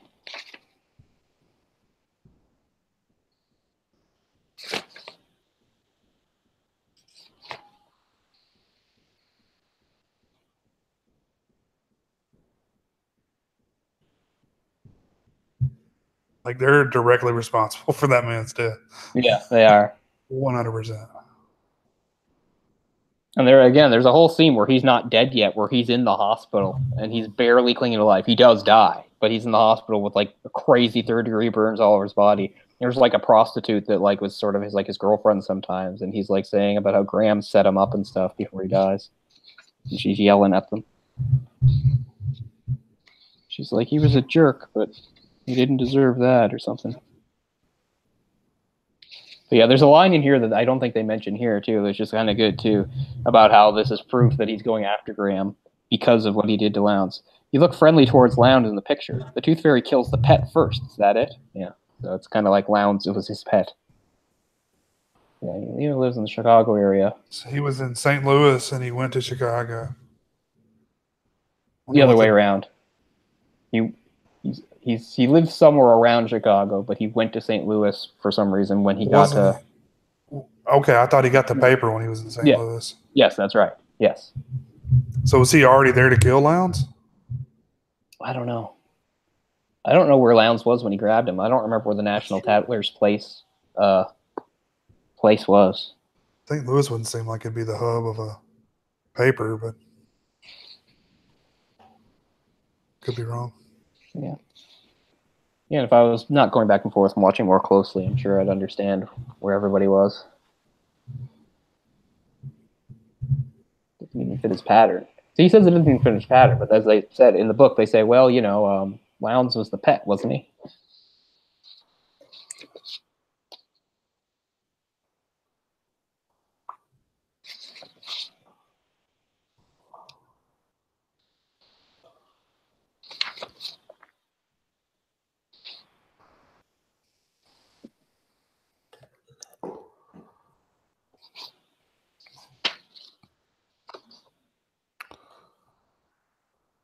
There. And yeah, now he rubs it in.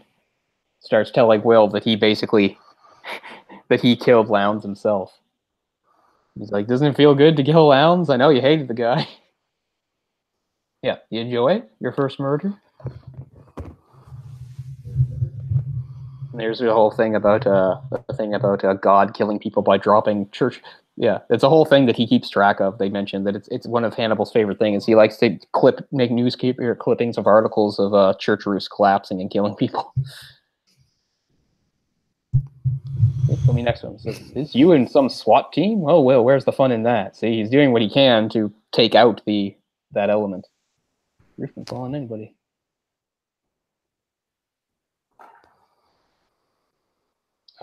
Now he's mentioning.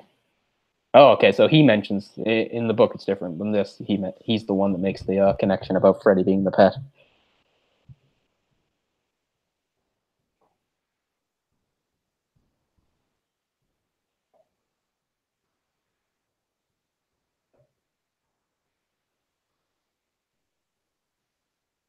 Yeah.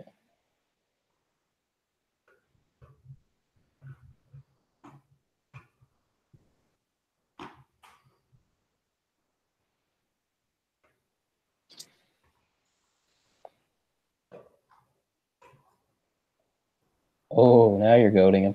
Give him a chance to kill me. Seduce me with your wares. Yeah. Hannibal doesn't usually like to admit that kind of thing, but he's admitting, yeah, I would like him to kill you. Like, Hannibal, again, likes to pretend that he's not petty and doesn't believe in things like revenge or like that, but it does get to him that Will caught him, even if it was barely, even if it had luck involved. Will put him there, and he does want to kill Will for it.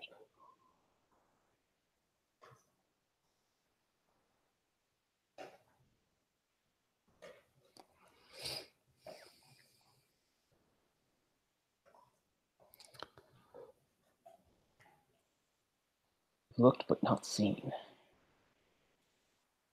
He's very similar to where he's talking to Clarice in the other one about, what does he do? He kills women. No, that is incidental, This is kind of a similar thing. Right. Corrective surgery to the face, extensive tattooing, bodybuilder. How is he choosing the women? No riddles, just tell me. No.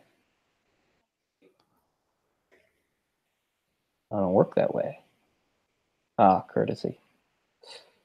Comes down to your idea of courtesy, doesn't it, Doctor?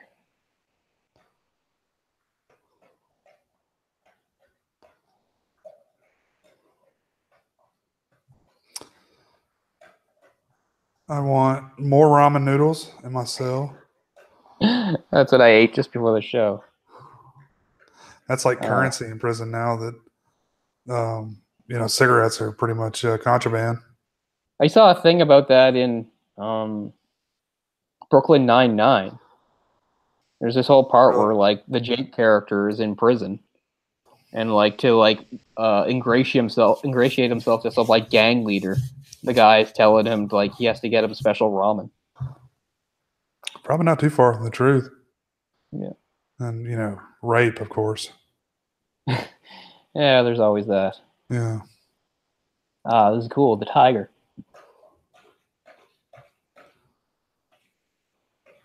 Come on up, tiger.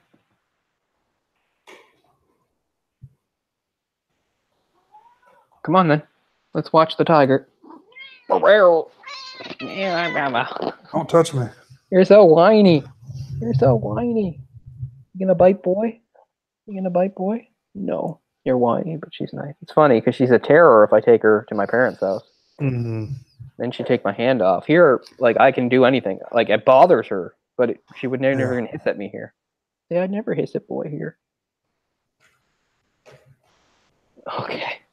You're a good sport. Watch your tail. Okay, move the tail. Yeah, I'd love to do that. Touch a tiger. I don't know that I would. Well, he's sedated, right? Oh, is it? Okay. Yeah, he's sedated. Oh, right. Okay. Because they're gonna take out one of his teeth. No, I don't think I'd want to just Even if there were a bunch of people around, I don't think I want to touch a tiger. But no, the tiger's sedated, so. Yeah, I see people playing with them like they would a cat, and I don't know. I mean, I just I love tigers. I was obsessed with them when I was a kid, and I like that. But the fact is, you can never truly domesticate that kind of animal. that's true. I mean, You cats can can be with assholes you sometimes can with a too. cheetah. Cheetahs are are the only big cat that is domesticatable. I'm just saying, like our domesticated cats can be assholes sometimes, Yeah, sure, them too. and just imagine if it was 100 times the size. I just mean, even if you have like a little, leopard or lion cub or whatever, like they're cute as hell and you love them, they Yeah. get to a certain age, it still kicks in. Oh yeah. Oh yeah.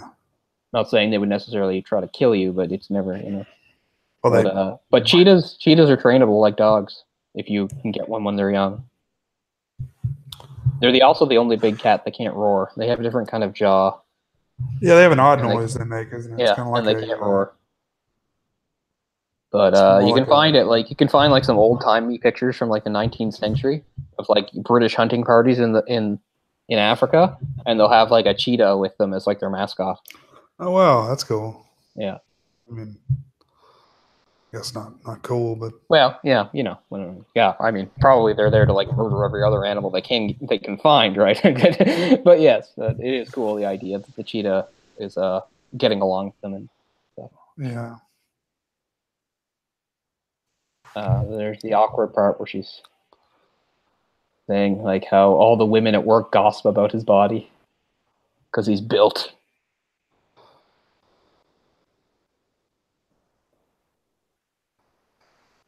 I wouldn't say he's like huge. Like he's in really good shape, but you really couldn't tell underneath his clothes.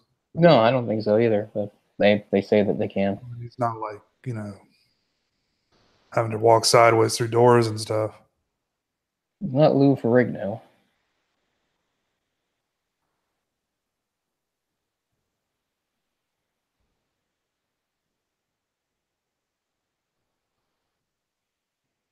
Users like, let's see if you can how quickly you've memorized the layout of my house.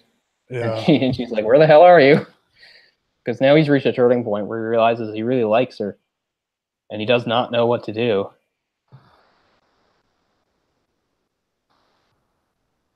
I don't understand this human interaction. Yeah. And there's this whole like conflict in him about wanting her, but really, if he has this opportunity, what he should be doing is giving her to the dragon. So yeah, he's got all this going through. Yeah, his crippling insanity. It seems to get in the way of his love affairs. Okay, so here's a flashback. Springfield, Missouri, June 14th, 1938. Marion Dolarhyde Gervain. This is back when she's giving birth to him. Oh, sorry, it's not. Oh, it's not fuckface. It's cuntface. Oh wow, that's even better. This is great. Francis. Okay. Say hello, go ahead. Francis had learned to say some things by occluding his nostrils with his upper lip, but he did not have much occasion for hello. Hello was the best he could do. Grandmother seemed even more pleased with him. Can you say grandmother? Try to say grandmother, Brother Buddy said. The plosive G defeated him. Francis strangled easily on tears. A red wasp buzzed and tapped against the ceiling. Never mind, his grandmother said. I'll just bet you can say your name. I just know a big boy like you can say his name. Say it for me. The child's face brightened. The big boys had helped him with this. He wanted to please. He collected himself. Cunt face, he said. Oh. Yeah, because he spent some time at an orphanage. Yeah. Okay, so it wasn't the two siblings. That's later. So first he's in an orphanage, then he's with grandmother, then he's with the rich family with the bastard siblings.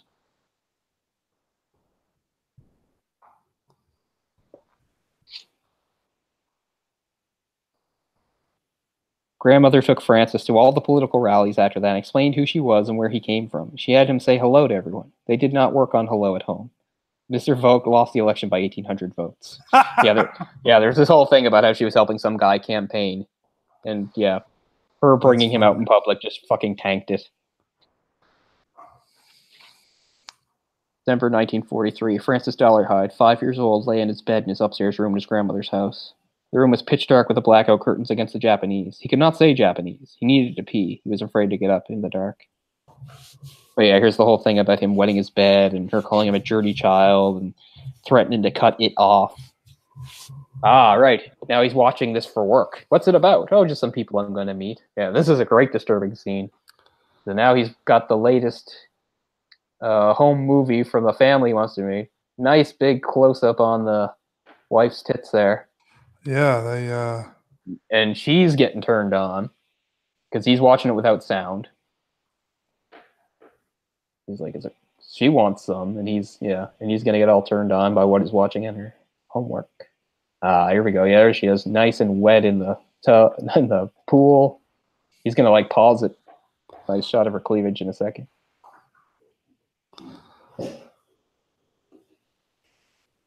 And here goes her hand.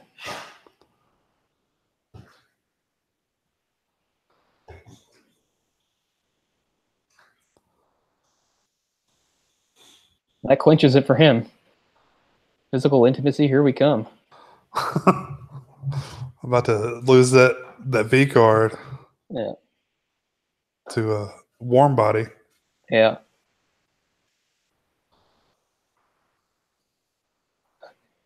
She has no idea she's in a fucking house of horrors. It's a great. Yeah. Think of her earlier when she's like in the bathroom and she doesn't see all like the jars with the grandmother's snaggle teeth in them. Yeah. Oh.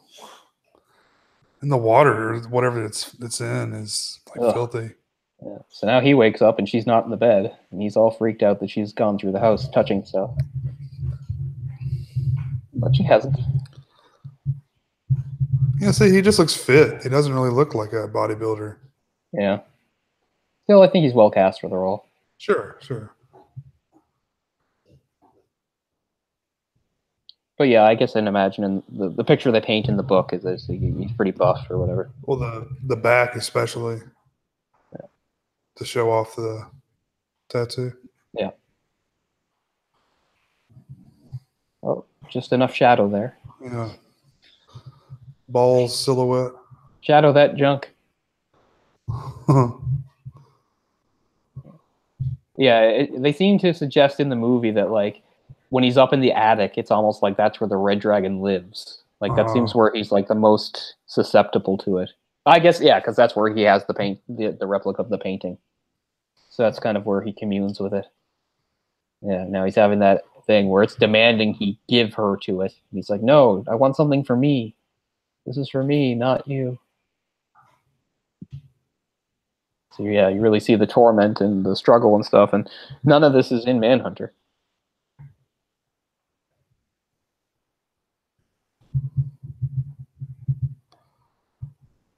So is he split personality or what? I guess so. But I mean, when you're split personality, I don't think you can necessarily talk to each other. Yeah, it's more like, well, I mean, it's him, but he thinks it's something external, right? He thinks there's some external thing telling him what to do and all this stuff when it's obviously all just him. Yeah. So I don't know if you call it split personality stuff. And here he's really thinking hard about just taking himself out. Do it. Yeah, if he just takes himself out, it would save a few more lives. Actually, he's only going to kill one more person. Going to become the dragon now. Yeah. But at this point, he's only going to manage to kill one more person. I mean, he obviously plans to kill that family, but that's not going to happen. This is where he thinks, this is where he's trying to actually stop. This is where things go off the rails for him, where he's made a decision. I don't have to be a serial killer. I don't have to listen to this thing. I can have a normal life. But the only way I can do it is if I defeat the dragon. So he thinks, I have to go to where the real painting is and take care of that. Now he's giving her like the weird breakup thing. I have to go now. I have to go away. Like where?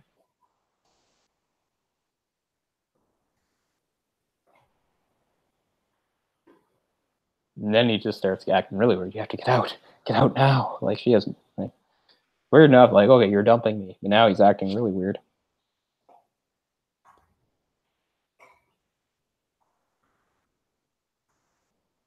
Yeah, there's quite a few flashbacks I forgot about here. It's Grandmother rolled over and made a wet noise with her mouth. Frances stood still. Her arms trembled from the effort of holding up the hatchet. See, he was thinking about murdering his grandmother when he was a kid. Grandmother began to snore. The love Francis felt almost burst him. He crept out of the room. He was frantic, to be ready to protect her. He must do something. He did not fear the dark horse now, but it was choking him. So, yeah, screwed up from a very early age. So they flew in like Emerald Degassi over here to do some fine cooking for Hannibal. Yeah. At least this time, they weren't dumb enough to take him out like they did in the other, where he actually manages to escape. Yeah, this is what he's like, keep watching, see them living. It's true though. It is so obvious. It's so obvious that you don't think of it. Like, Yeah. he knows because he's seen the same fucking tapes I've seen, you know?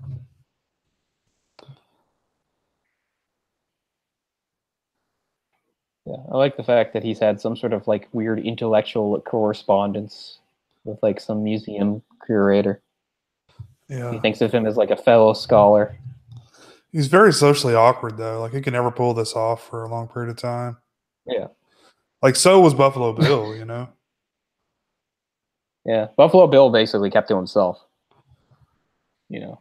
But it's not like a true serial killer could be walking among regular people and nobody would know the difference, you know? It happens.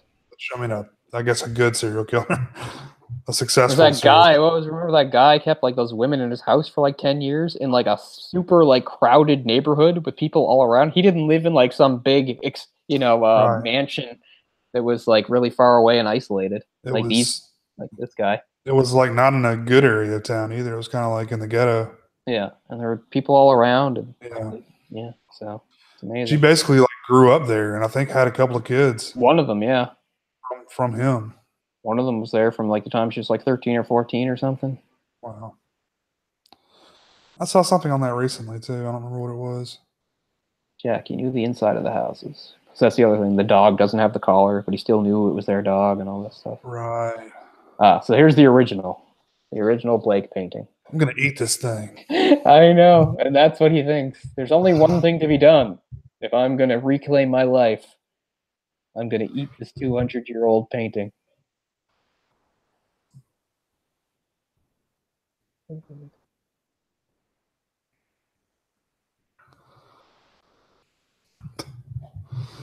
Just savoring it. Yeah. Make it pissing Chilton off. Like the orderlies like Hannibal more than Chilton. They think it's funny. Let's go take his toilet seat again. Yeah. I'm going to sell it on eBay. Oh, yeah, absolutely. I mean, that's what Barney does in Hannibal. He sells off a bunch of his stuff. Mostly to Verger. Verger becomes obsessed with it. Verger really wants, the main thing he wants is the face mask. And Verger does eventually buy it for like, I don't know, a couple $100,000 so that Barney can retire.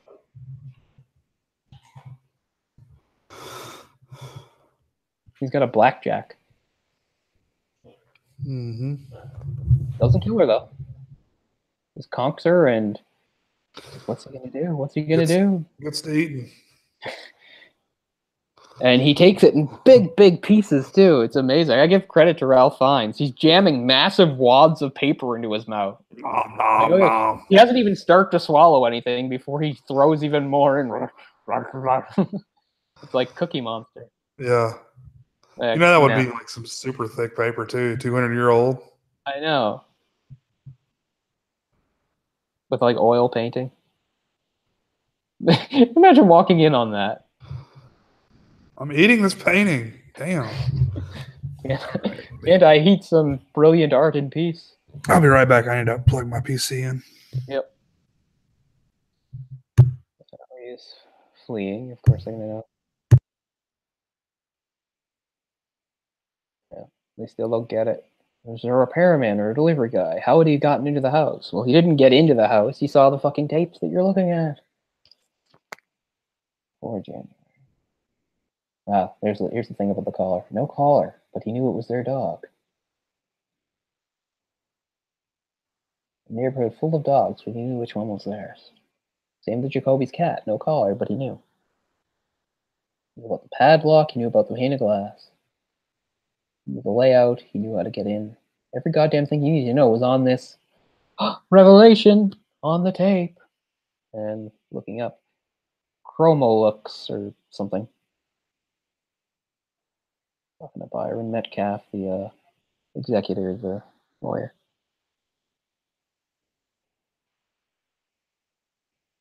Yeah. One of the things he took home was a VHS tape. There. Confirmation? Yes. Okay. Now we're getting somewhere. Chromolux. An incident at the Brooklyn Museum. Guy attacked 2 employees and get this. 8 the Blake painting. Like, yeah, I'm pretty sure that's got to be him. Imagine, it'd be a pretty weird coincidence.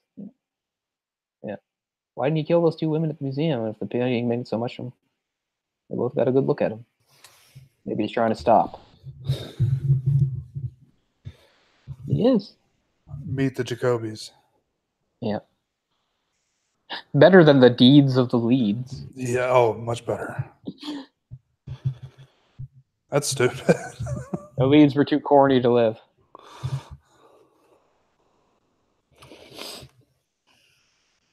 New season here.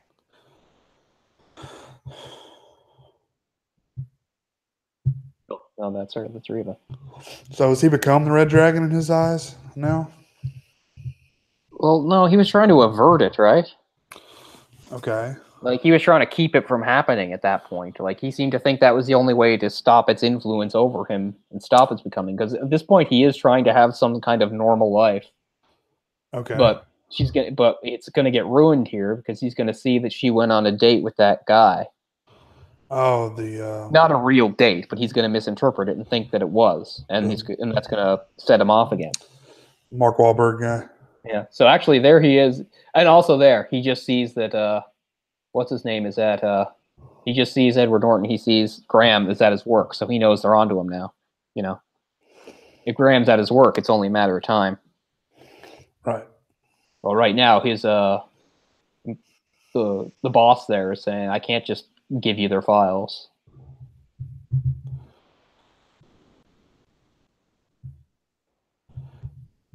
And they've got a union, so what? Like, there's no fucking time for lawyers. Give me the files or we're going to take them. 32 to 35, right-handed, brown hair. Bodybuilder. Some kind of facial disfigurement. That sounds like Mr. D. Drives a van with a panel truck. That's like Mr. D. What the hell is she having in her hair? Curlers or some shit? But that's what I don't get. Like, she's in the workplace now. They're not, like, at somebody's house. Like, what the hell? Huh, his name is Ralph. Yeah. Hey, no problemo. Hey, forget about it. And he actually says something right here. Dolarhyde is as moody as you say is. Maybe you should keep your distance. He's actually right. He doesn't know the half of it. He's only saying it because he wants What to do fuck you really her, know right? about the guy? But, no. Of course, you're about to get shot in the face by him in a couple seconds. Hey. Yeah, and that's the other thing, the little detail. He's going to be gone for a week. So people don't notice that he's missing right off, which is one of the reasons why when they think Dolarhyde's dead, they don't think about that guy's body. Go fuck yourself.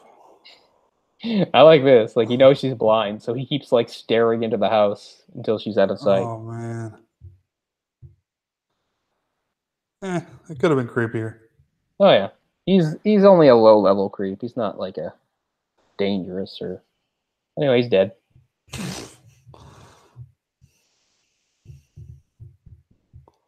Mandy is a fool.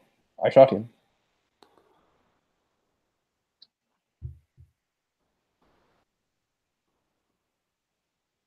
More chloroform.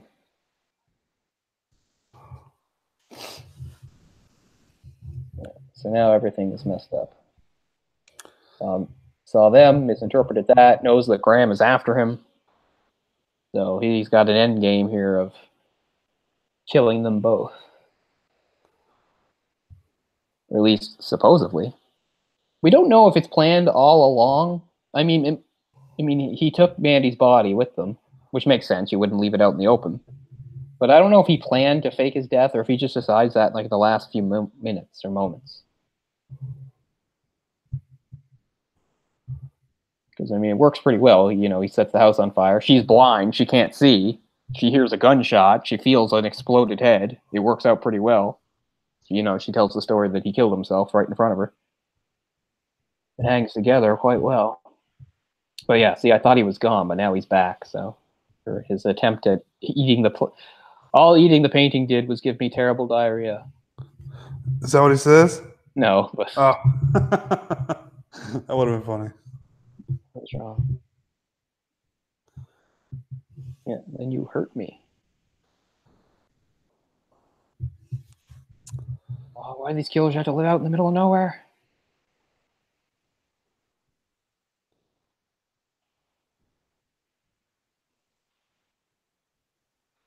Yeah. But yeah, that's gotta be the scariest thing there is for a blind person. Fire. Like, she smells the gas, and then once the fire goes up, you know, the lights, she feels the heat. Like, that would just be, I mean, fire's scary enough, but imagine being blind and, you know, the room's going up around you. It would be very hard for me. I like how he says this. A shotgun, Reba. 12 gauge Magnum. Do you know what it'll do? He just becomes very matter of fact. Felt so good.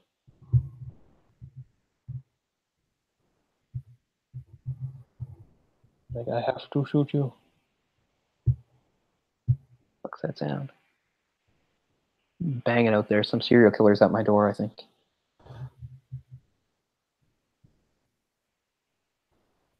Yeah.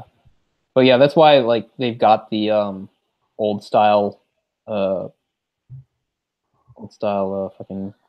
wheelchairs and stuff. Is like, that's what his grandmother did when he was being raised here. His grandmother ran like kind of like an unofficial old folks home where she took care of like really enfeebled people.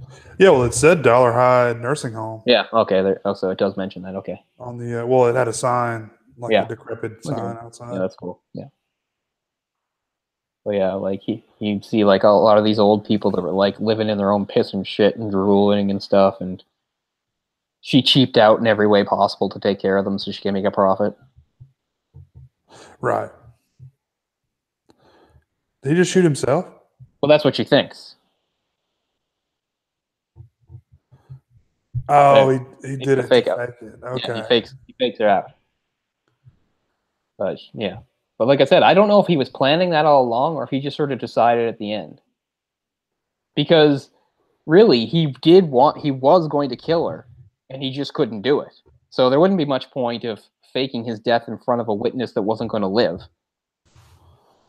Although I guess maybe they could find the bodies, or maybe they're just counting on people finding the body and thinking it's him. But now he's got an eyewitness. Well, you know what I mean. She's blind, but you know what I mean. You got an actual witness saying, yeah, he shot himself in front of me. I felt his face. He blew his face off. So it's never really clear if he makes that decision at the very end or if he planned it out. Anyway, she gets out somehow. Oh, and the body's going to burn, so they're not going to know it's him. Yeah. I guess dental records, maybe. Right, which takes a while. And again, Mandy isn't noticed missing because he's supposed to be going away on vacation for a week. Boom. Oh, Jesus. Man, why the hell did that happen? That old kindling goes up. Yeah. Probably had a bunch of chemicals and shit. He's a serial killer. He probably had all sorts of stuff to make explosives and bombs, like in the basement or something. The place was full of goddamn formaldehyde. That's pretty flammable. That is true. Yeah. Yeah, so they don't do any of this in Manhunter. In Manhunter, he just shows up and they have like a shootout. This is so much better because in this, like, they think he's dead and then he does attack him down at his place in Florida, just like Lecter set him up to be.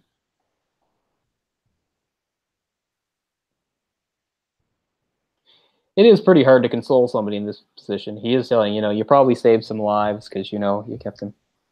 Yeah. But still, I mean, imagine the trauma of that, like, knowing you, like, had sex with a serial killer. And genuinely liked him and stuff. Yeah. Listen to me, there's plenty wrong with Dolarhyde, but there was nothing wrong with you. But that's true, but it would be kind of, if you're in the position, hard to believe. You would think, like, is there something wrong with me? Jesus. Except your hair. You might want to fix your hair. He's just trying to be funny.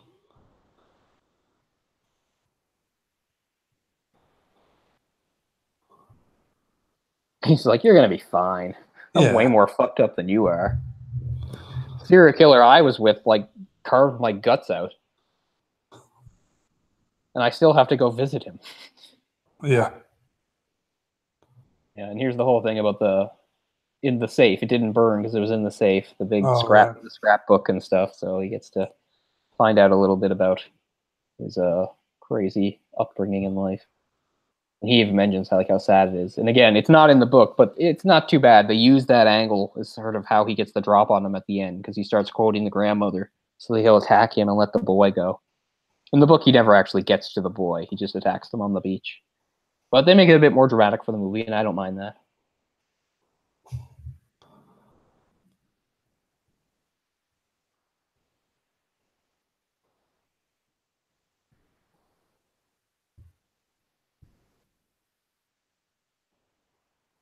Wasn't born a monster.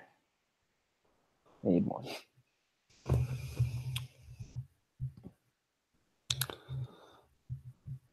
Yeah, the fact that he calls him dad there is supposed to be in the book would be sort of a big deal, because I think as the book starts, Josh is not actually calling him dad yet.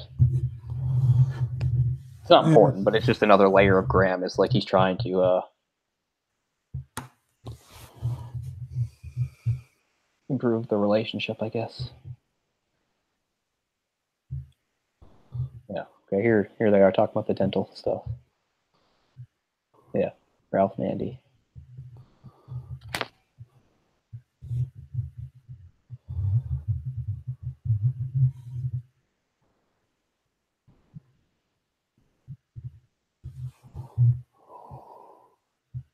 I haven't heard somebody say Jones in a long time. I'm jonesing. Jonesing for some mellows.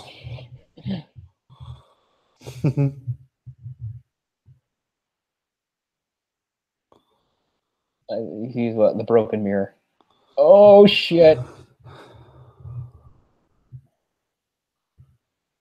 Doesn't pick up, but luckily the machine.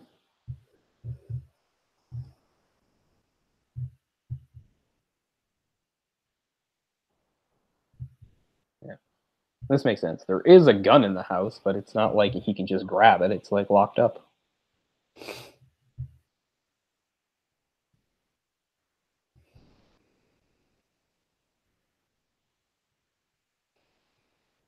Pushcat.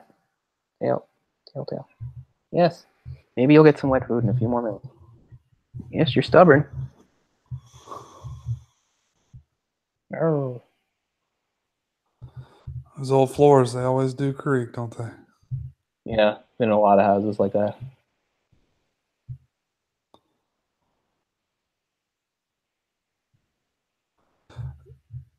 So he just smashes mirrors. Just like with Lecter, he gets really busted up again. Like, Will can never come out of something unhurt. Add to the scar collection. Yeah, he gets shot at least once or twice. And he gets smacked around too, because Dolarhyde's stronger. So does he smashes the mirrors because of his image? He's ashamed of the way he looks? Yeah. And yet it's weird, but he also would use the shards of the mirrors to put in the people's eyes to make them seem alive. Yeah, I knew that. Yeah. And so it's got like multiple reasons. Yeah. So this has changed from in the book, but it's good. It adds some drama to it. And a layer. Yeah, so he's going to do the whole psychological thing. In the book, they just he attacks them on the beach, and they manage to shoot him. It was like, you little... This is going to be weird. I Yeah, it's pretty weird for the son. The son has no idea what's going on. He's like, "Don't cry, you little faggot." He's like, "What? There's a guy, madman, that's gonna kill me." And my dad's screaming at me.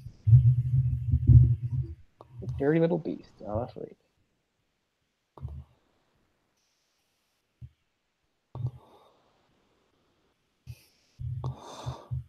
I'll say it or I'll cut it off.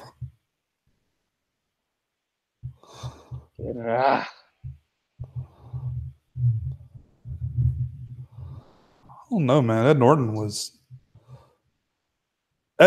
bigger in American History X and Fiennes is there. Yeah, they had him pumping iron too. American History X. Yeah. He's one of those guys, one of the method guys that can really transform. Yeah. I miss seeing him. He hasn't done much lately. I know. It's unfortunate. I think he's kind of been jaded by the industry.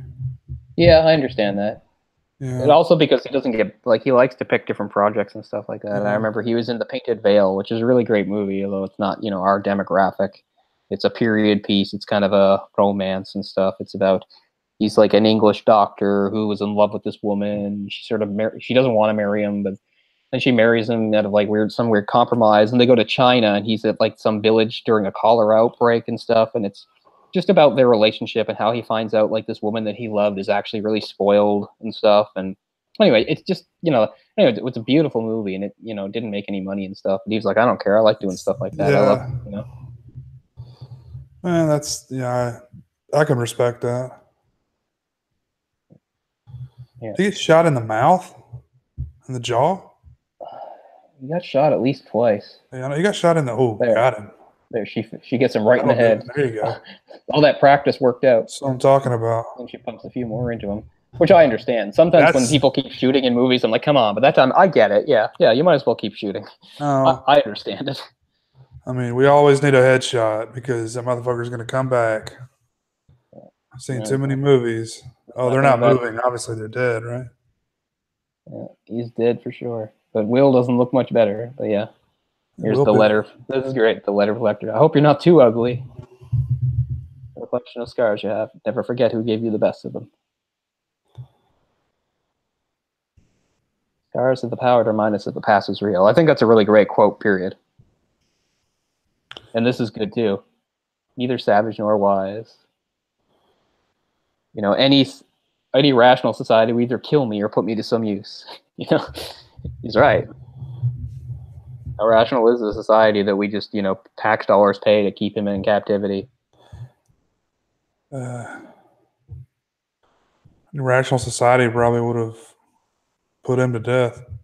Well, that's what he said. A rational society would either kill me or put me to some use. Right. I mean, yeah.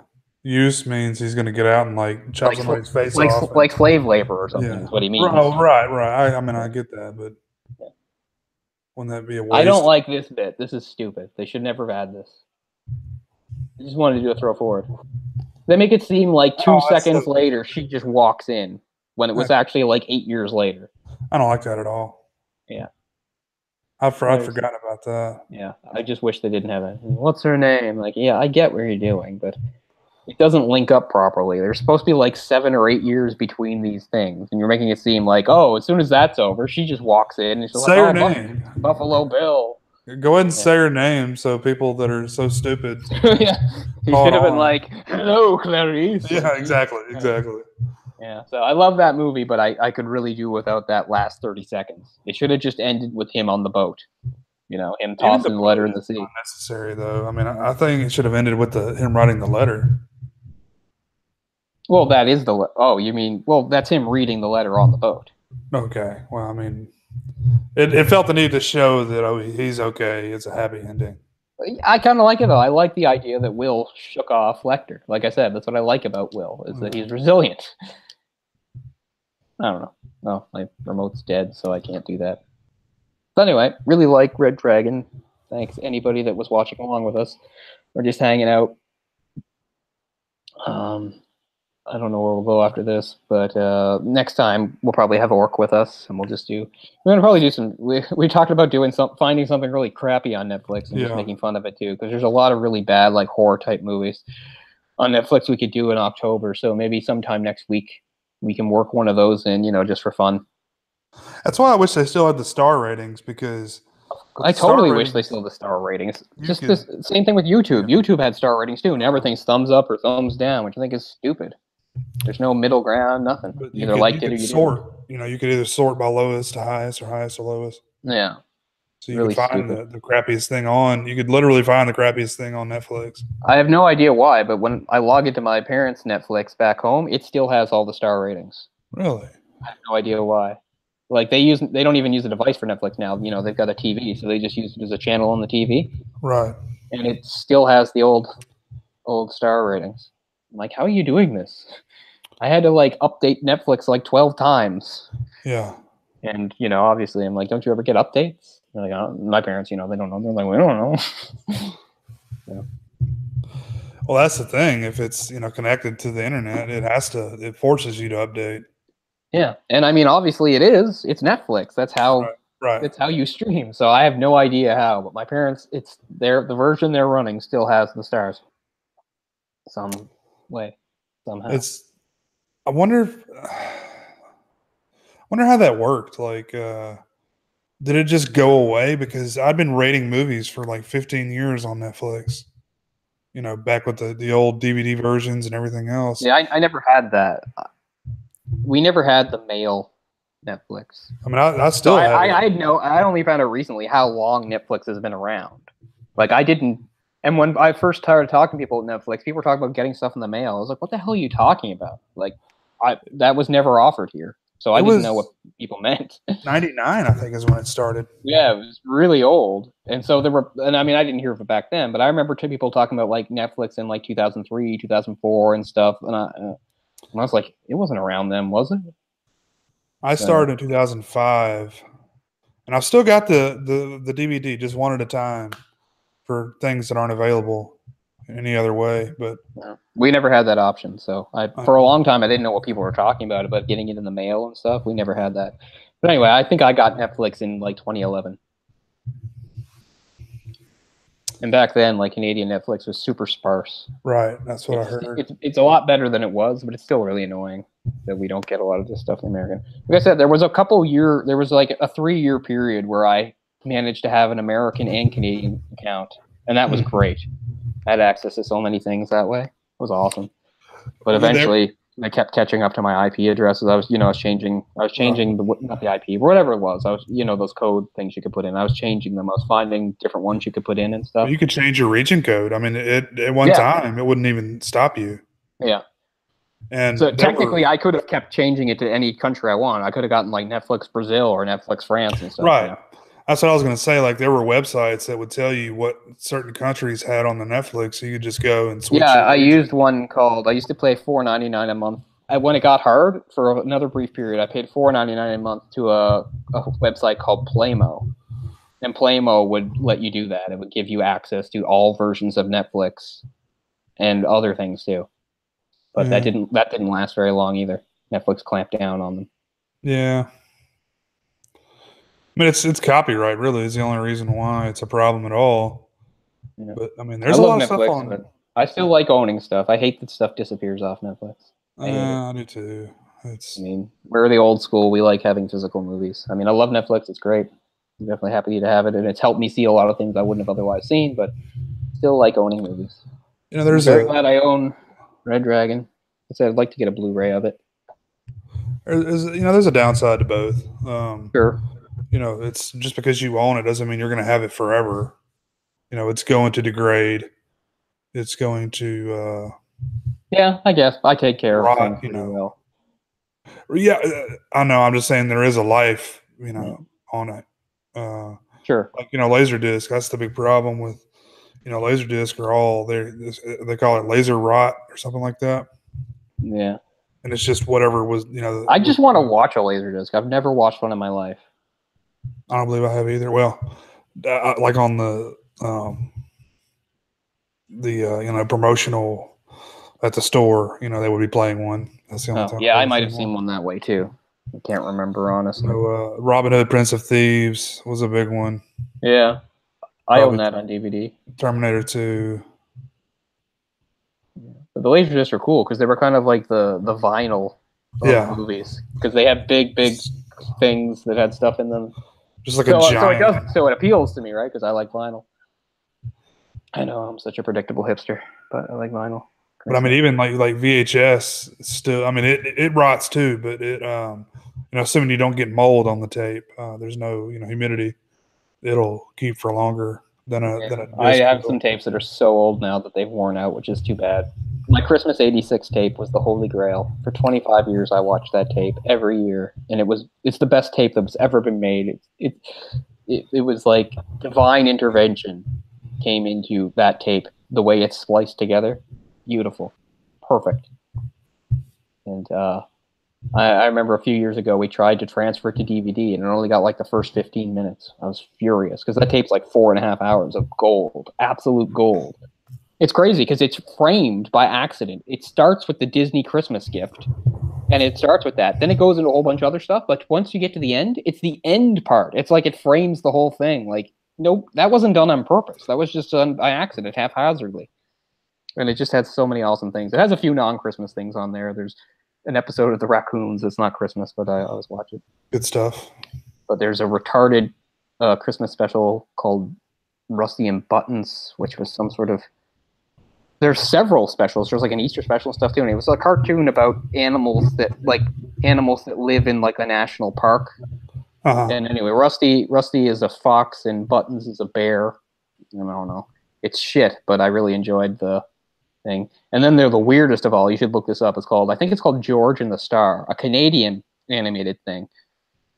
It's so bizarre. Like, I remember showing it to my roommate in college years ago, and he's like, "What the fuck is this?" It's about like this guy, and he's making the Christmas tree, and he lives in this big, huge house alone, but he doesn't like the normal paper star he puts on it, so he becomes obsessed with getting a real star that he sees in the sky, and then he makes this gigantic rocket to fly into space to get it, and all this stuff happens to him, and he meets a robot and pirates, and the music is done by Paul Anka. There's all these original songs from Paul Anka. It's so fucking bizarre. You can probably... I wonder if I can find it on YouTube. It's called George and the Star. This crazy Canadian animated feature. It's so fucked up. I love it. It sounds familiar. Anyone can reach a star. Anyone, even you. Anyone can take a dream and make that dream come true. Yes. It's so weird. But and I remember the commercials too. There was a great commercial for Kraft. That was a Christmas commercial that was like... It was like some sort of like kids Christmas school, like little kids doing a Christmas play, and it was like, and it was showing like the kids going on stage, but it was all the backstage stuff, like the mothers and stuff, like putting out like Kraft singles on the table and stuff for the kids to eat. Like, I eat all that up. There's a heartbreaking Coca-Cola commercial where little kids sit on Santa's knee and ask for like crazy wishes, and it ends with this little black kid, and he's so adorable. He's just like, for everyone to be nice and to be kind and never fight again. And your heart is just like breaking, and then it's a shot of like Santa down in like a glass Coke. Like, nobody does Christmas like Coke. They pull on the heartstrings, man. And they're the ones that own Santa, by the way. Coke, yeah. Santa's theirs. But I'm a sucker for all that stuff.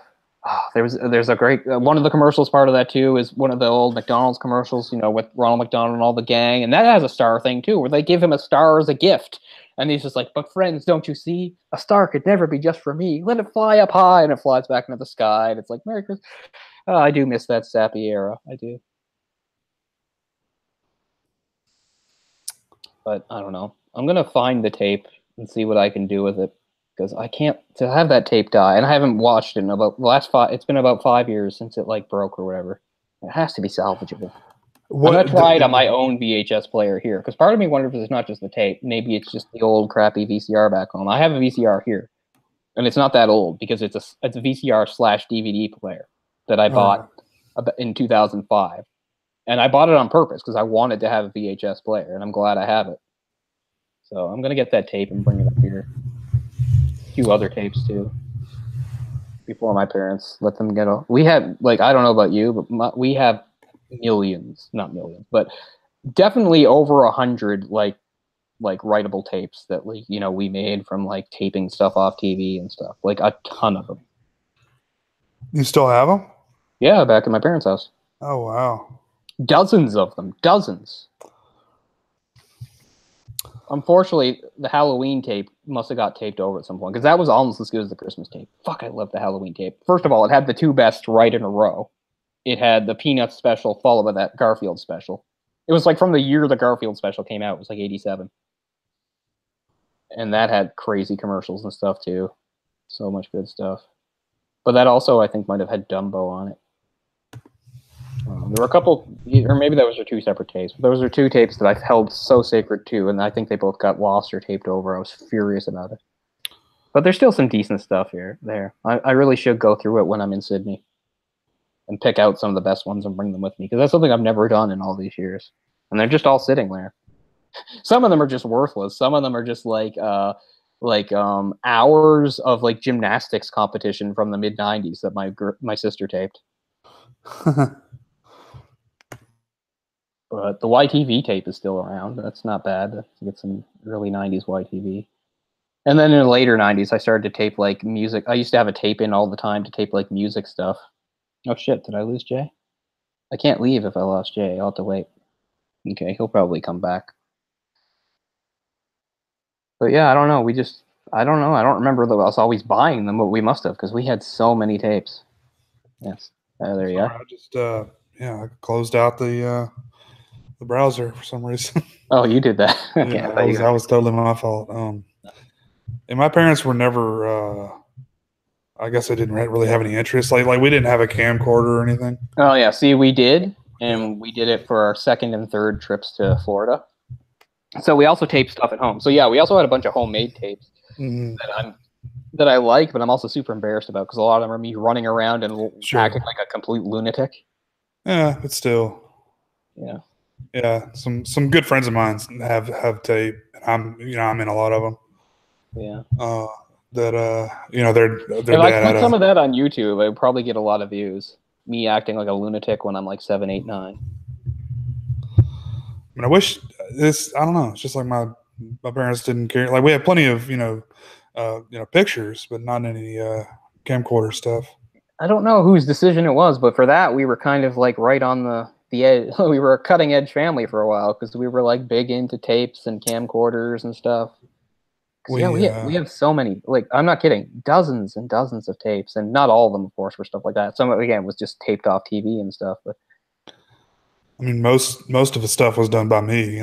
We had tapes, but it was just stupid shit that I had recorded myself. And usually I didn't record anything. I would record over. So we still have the camera. The camera is still in my parents' house at home. It's huge. It's like this big. Oh yeah, massive. Big shoulder. Yep. Shoulder unit or whatever. And Dad was never good with it, but he did his best. Those things were expensive too. That's probably why my parents were always cheapskates. I think my dad paid $1,200 for our VCR. Mm-hmm. Which, what would that translate to now? Like over $2,000. $2,000 or $3,000 probably. Yeah. It's a lot of money. Which is weird, because like I said, we weren't like necessarily a movie family, but maybe we were. I don't know. I mean, it was a really popular thing. Yeah. But again, my sister and I were so young. It wasn't like we were asking for it. Like, my sister and I asked for things. We didn't ask for that. That was before that. So it was something that my parents decided on their own to devote money to. There wasn't like me saying, "Oh, Dad, you have to buy it." I bugged him about other stuff as I got older, mostly video games. But not that. Yeah. We were the same way. Like my parents, when they were younger, they watched movies and stuff. But my parents watch way more now than they ever did, because they like a thing like Netflix, right? Yeah. Because often my mom will be like, "This is on Netflix. You think it's any good?" And I'm like, "I don't know." She's like, "Mom, Dad, and I watched all of it." Like I said, they loved that show that a lot of people like, with Jason Bateman, Ozark. My parents I told them about season 2 the day it came out, because I was like, I know they want to know. Within 3 days, they'd watched the whole second season. It's really good. It's really good. The second season is. Yeah, but I mean, a lot of stuff is good, but it's so hard to get my dad to pay attention to stuff. Yeah. Like, he pays attention to nothing. My dad's idea of watching a movie is just like tuning into some movie that's in 20 minutes in on TV and then just sort of half-heartedly watching it for like the next 2.5 hours with commercials, being in and out of the room, and then like leaving at any point and not really caring about how it ends. Like, I've bought my dad like movies as presents over the years. Yeah. I don't know if he ever actually decides to put them in. Like, his idea is just to happen upon a movie on TV and watch it. And he forgets everything too. My mom would be like, "You've seen this movie like 30 times." My dad's like, "Oh no, this is a different one." He's like, "No, it's really not." Like, how does my dad like have this tight mind as like a lawyer? Right. He can't remember what the fucking movie he watched. But anyway, because I mean, this way. I mean, he's older now. Sure, you can talk about memory, but I mean, he was always like that. Couldn't remember anything he watched.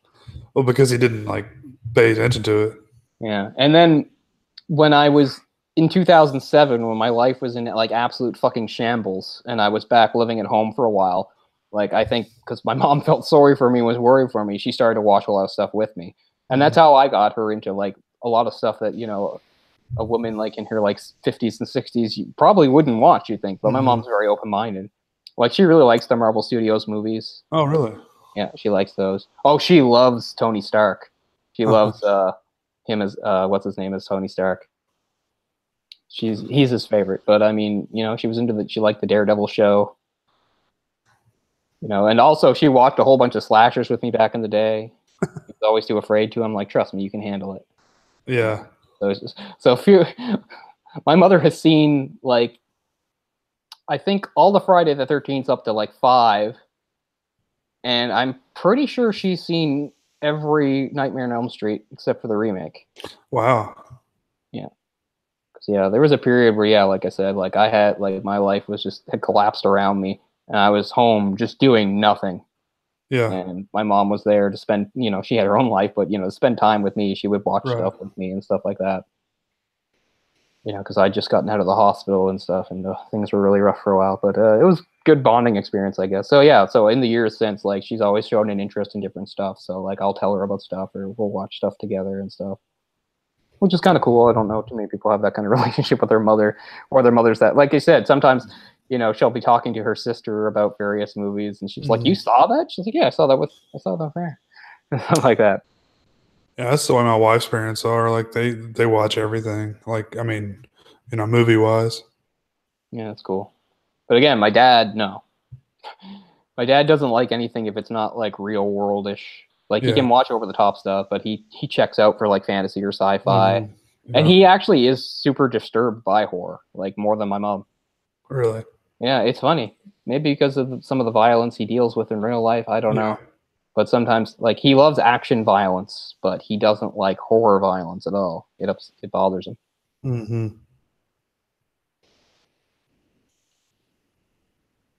He's become a little more open-minded, but because my mom has really tried to get him to appreciate things. Like, it kills her that he doesn't like Lord of the Rings. She loves Lord of the Rings so much.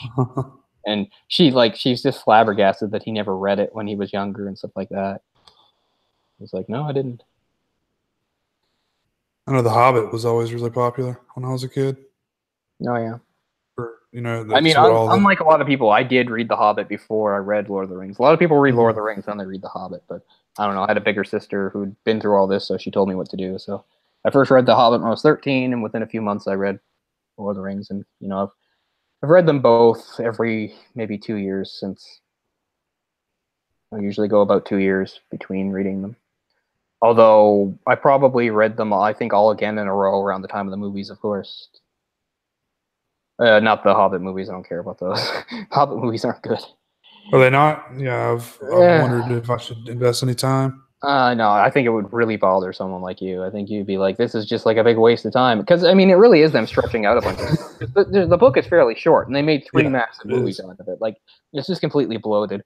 Some of it I can appreciate, some of the stuff they add. Because they try to add little subplots to, like, give, like, a little bit more personality to each dwarf, so that the dwarves don't all just, like, blend together, which I can kind of appreciate, but at the same time, it's kind of like, this is getting to be a little... I like all 3 movies fine in a way, but you could easily could have been just, like, 1 longish movie or 2 movies. 3 is ridiculous. And I don't know, the CG, even though it's newer than the Lord of the Rings, some of the CG doesn't look as good. Like, I mean, I have no complaints about the CG in Lord of the Rings. But in The Hobbit, there are a few moments where I'm kind of like, that looks iffy. You know me, I'm pretty bad at noticing Yeah, stuff I like mean, that. you're pretty forgiving. Yeah, I am pretty forgiving, but I don't Well, I know. mean, So maybe they were kind as of rushed. I don't know, but no, I think they would just really piss you off. For as time goes the on, Hobbit too, movies, you the know, Hobbit it's. movies would piss you off. I think. I mean, as time goes on, the CGI is going to look worse Sure. because, like, take movies from like the early 2000s, late 90s, whatever. Movies that are decent movies in their own right, but they've got like really bad CGI in there. It drives me crazy. Yeah. Sometimes it can take me out of it. Other times I don't. I can just accept it. I don't know. Just all sort of depends, I guess. Sometimes I kind of enjoy it just because of the like Mortal Kombat or something. Yeah, yeah. See, that's a good example. But like Jurassic Park, like Jurassic no Park one has still looks so complaints. good. That's what I'm saying. It holds up so well, I and it know, looks great. and But it's so old. That's and what's it's so amazing. old.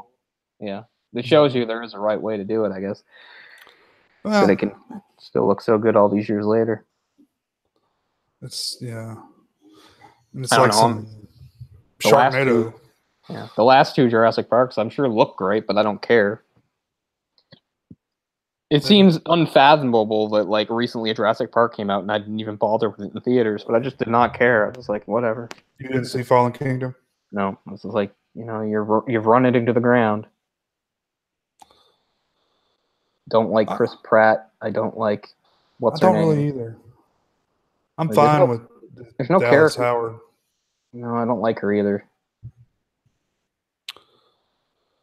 Uh, Like it was all based on like a good book with well-written characters, and they did a pretty good job of casting them. But then when you're just making up new characters, they just don't have the depth. They're not memorable or interesting. And I hate those boys. they're not in the new movie. Probably more kids in the new movie though. There's at least one. They always put kids in these movies. And again, I know Tim and Lex are super annoying and they do everything wrong. But again, I'm just I don't know. Yeah, They're within a framework of other competent characters and stuff, and some of it's allowable and forgivable. But it's yeah, true. yeah. Tim and Lex do everything wrong you can possibly do. Like everything. The only time they ever make a good decision is when they're going after escaping the raptors in the kitchen. Anyway, don't have time to go into a million different things here. But it's super late, but maybe I will watch one more episode of Hannibal since I'm in the mood. But we should wrap up, I suppose. Not drag on too long. But again, if anybody was watching, we appreciate it because it's kind of late and we didn't have Orc with Sure. us and we kind of threw it together. But yeah, in the next few weeks, we'll probably try to do another couple ones. Maybe not as serious as this one. Like I said, maybe we find something really bad on Netflix to make fun of. Yeah, we're definitely gonna try to do some more horror ones. Yeah, for sure. In the months. I watched the rest of that Terrifier just because I could. It's fucking What'd awful. you think? Nothing about it was good. Start to finish, it was crap. I'm glad you agree with me. I mean, there was just, just I don't know. I guess I can appreciate the character really tried to like act like a clown or whatever, but he was more like a mime than a clown, really. Yeah. Yeah. I guess the makeup was okay. Yeah, sure. The bloody mouth was a nice touch. Yeah, I guess you could It say was that. creepy. The Sure, smiling with like blood in the teeth and stuff. sure. But It was weird how they do it because it's like a framing device and then a flashback and then jumps back. Like at first I was a little bit confused because I didn't know if the girl at the end was supposed to be the same girl from the start. I guess she was. yeah. And I don't know why her face would look like that if he was peeling it off and eating it. Yeah, I know. Because her face was actually like bigger. Like It looked really weird. it didn't make any sense. It, Anyway, it was a pretty shitty movie. I guess it was brutal. Yes, there was some brutal violence in it, but who cares? I don't, yeah.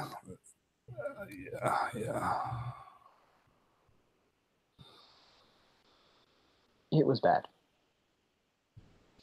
But people have been reviewing it favorably. All the power to them if they enjoyed it. I did not enjoy any of it.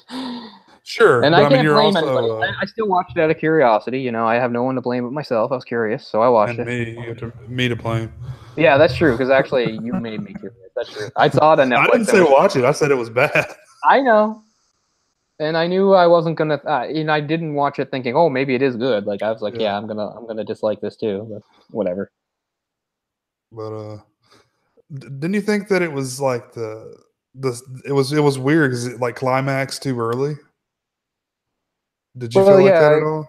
Well, yeah. It's one of those things where you think one of the people's gonna be the survivor, but she's not, and then it switches gears to a different character. I guess. Uh, oh well. I'll give. I guess there's some originality to it. Like he seems to like put on some sort of like weird skin suit so that they think he think they think it's a woman or something. Remember that part? She thinks it's her sister's body, and she's like, "Oh, wake up!" And it's actually like him, like with a weird woman suit on him with Okay, breasts and everything. And then he starts like chasing her. It's a bit different, I guess. that sounds like fun. You know, like I don't know if he took somebody's body and did that, or if he just made. I don't know what it was supposed to be. Shit. He Buffalo Billed it. If he did it really fast. Yeah.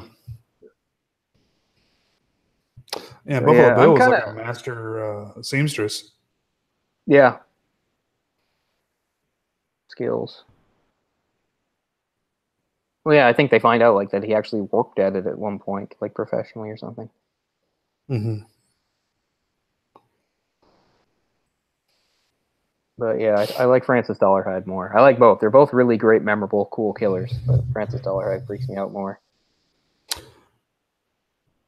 I think Buffalo Bill is more memorable, but yeah, Francis Dollar is definitely more scary.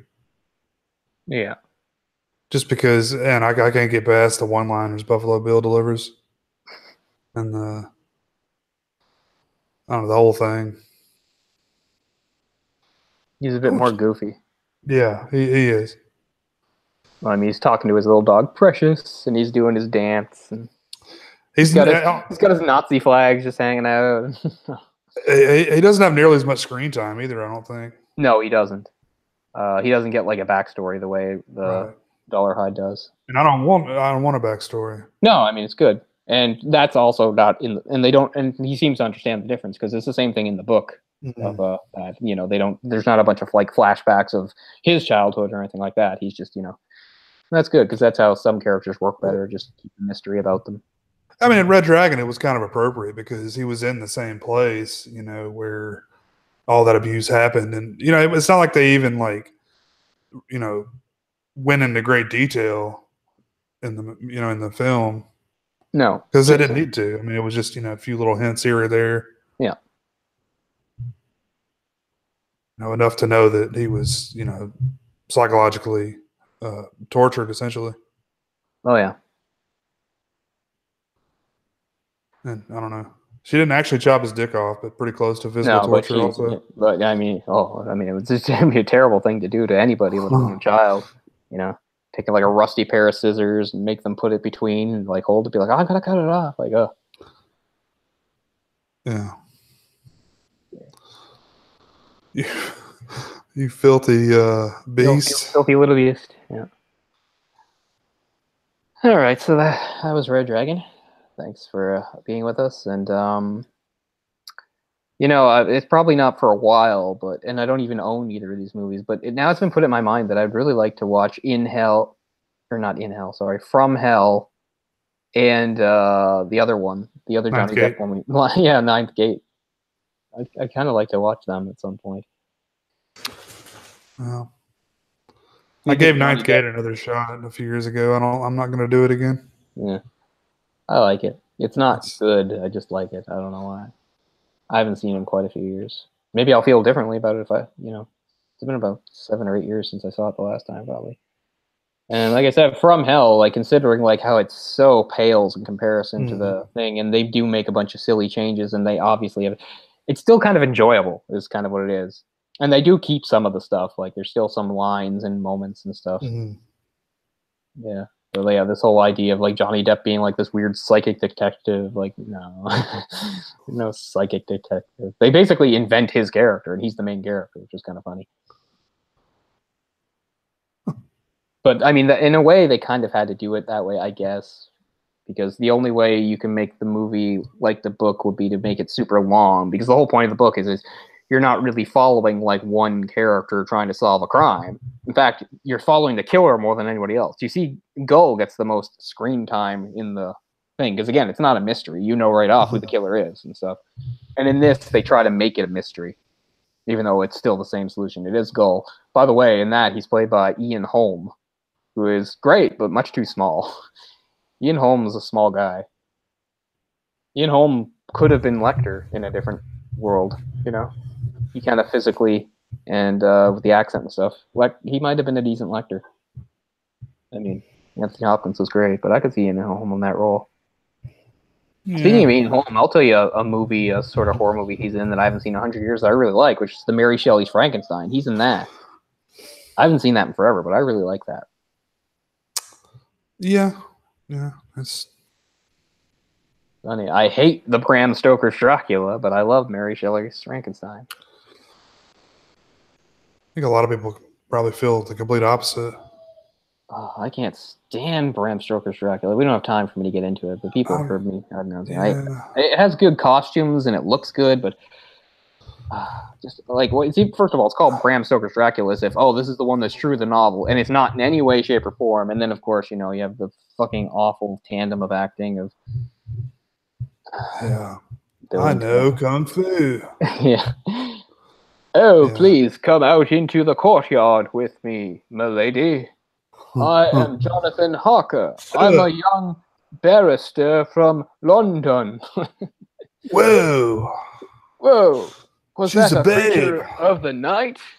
I mean, there were actually moments on the set where, like, in the middle of scenes, what's his name?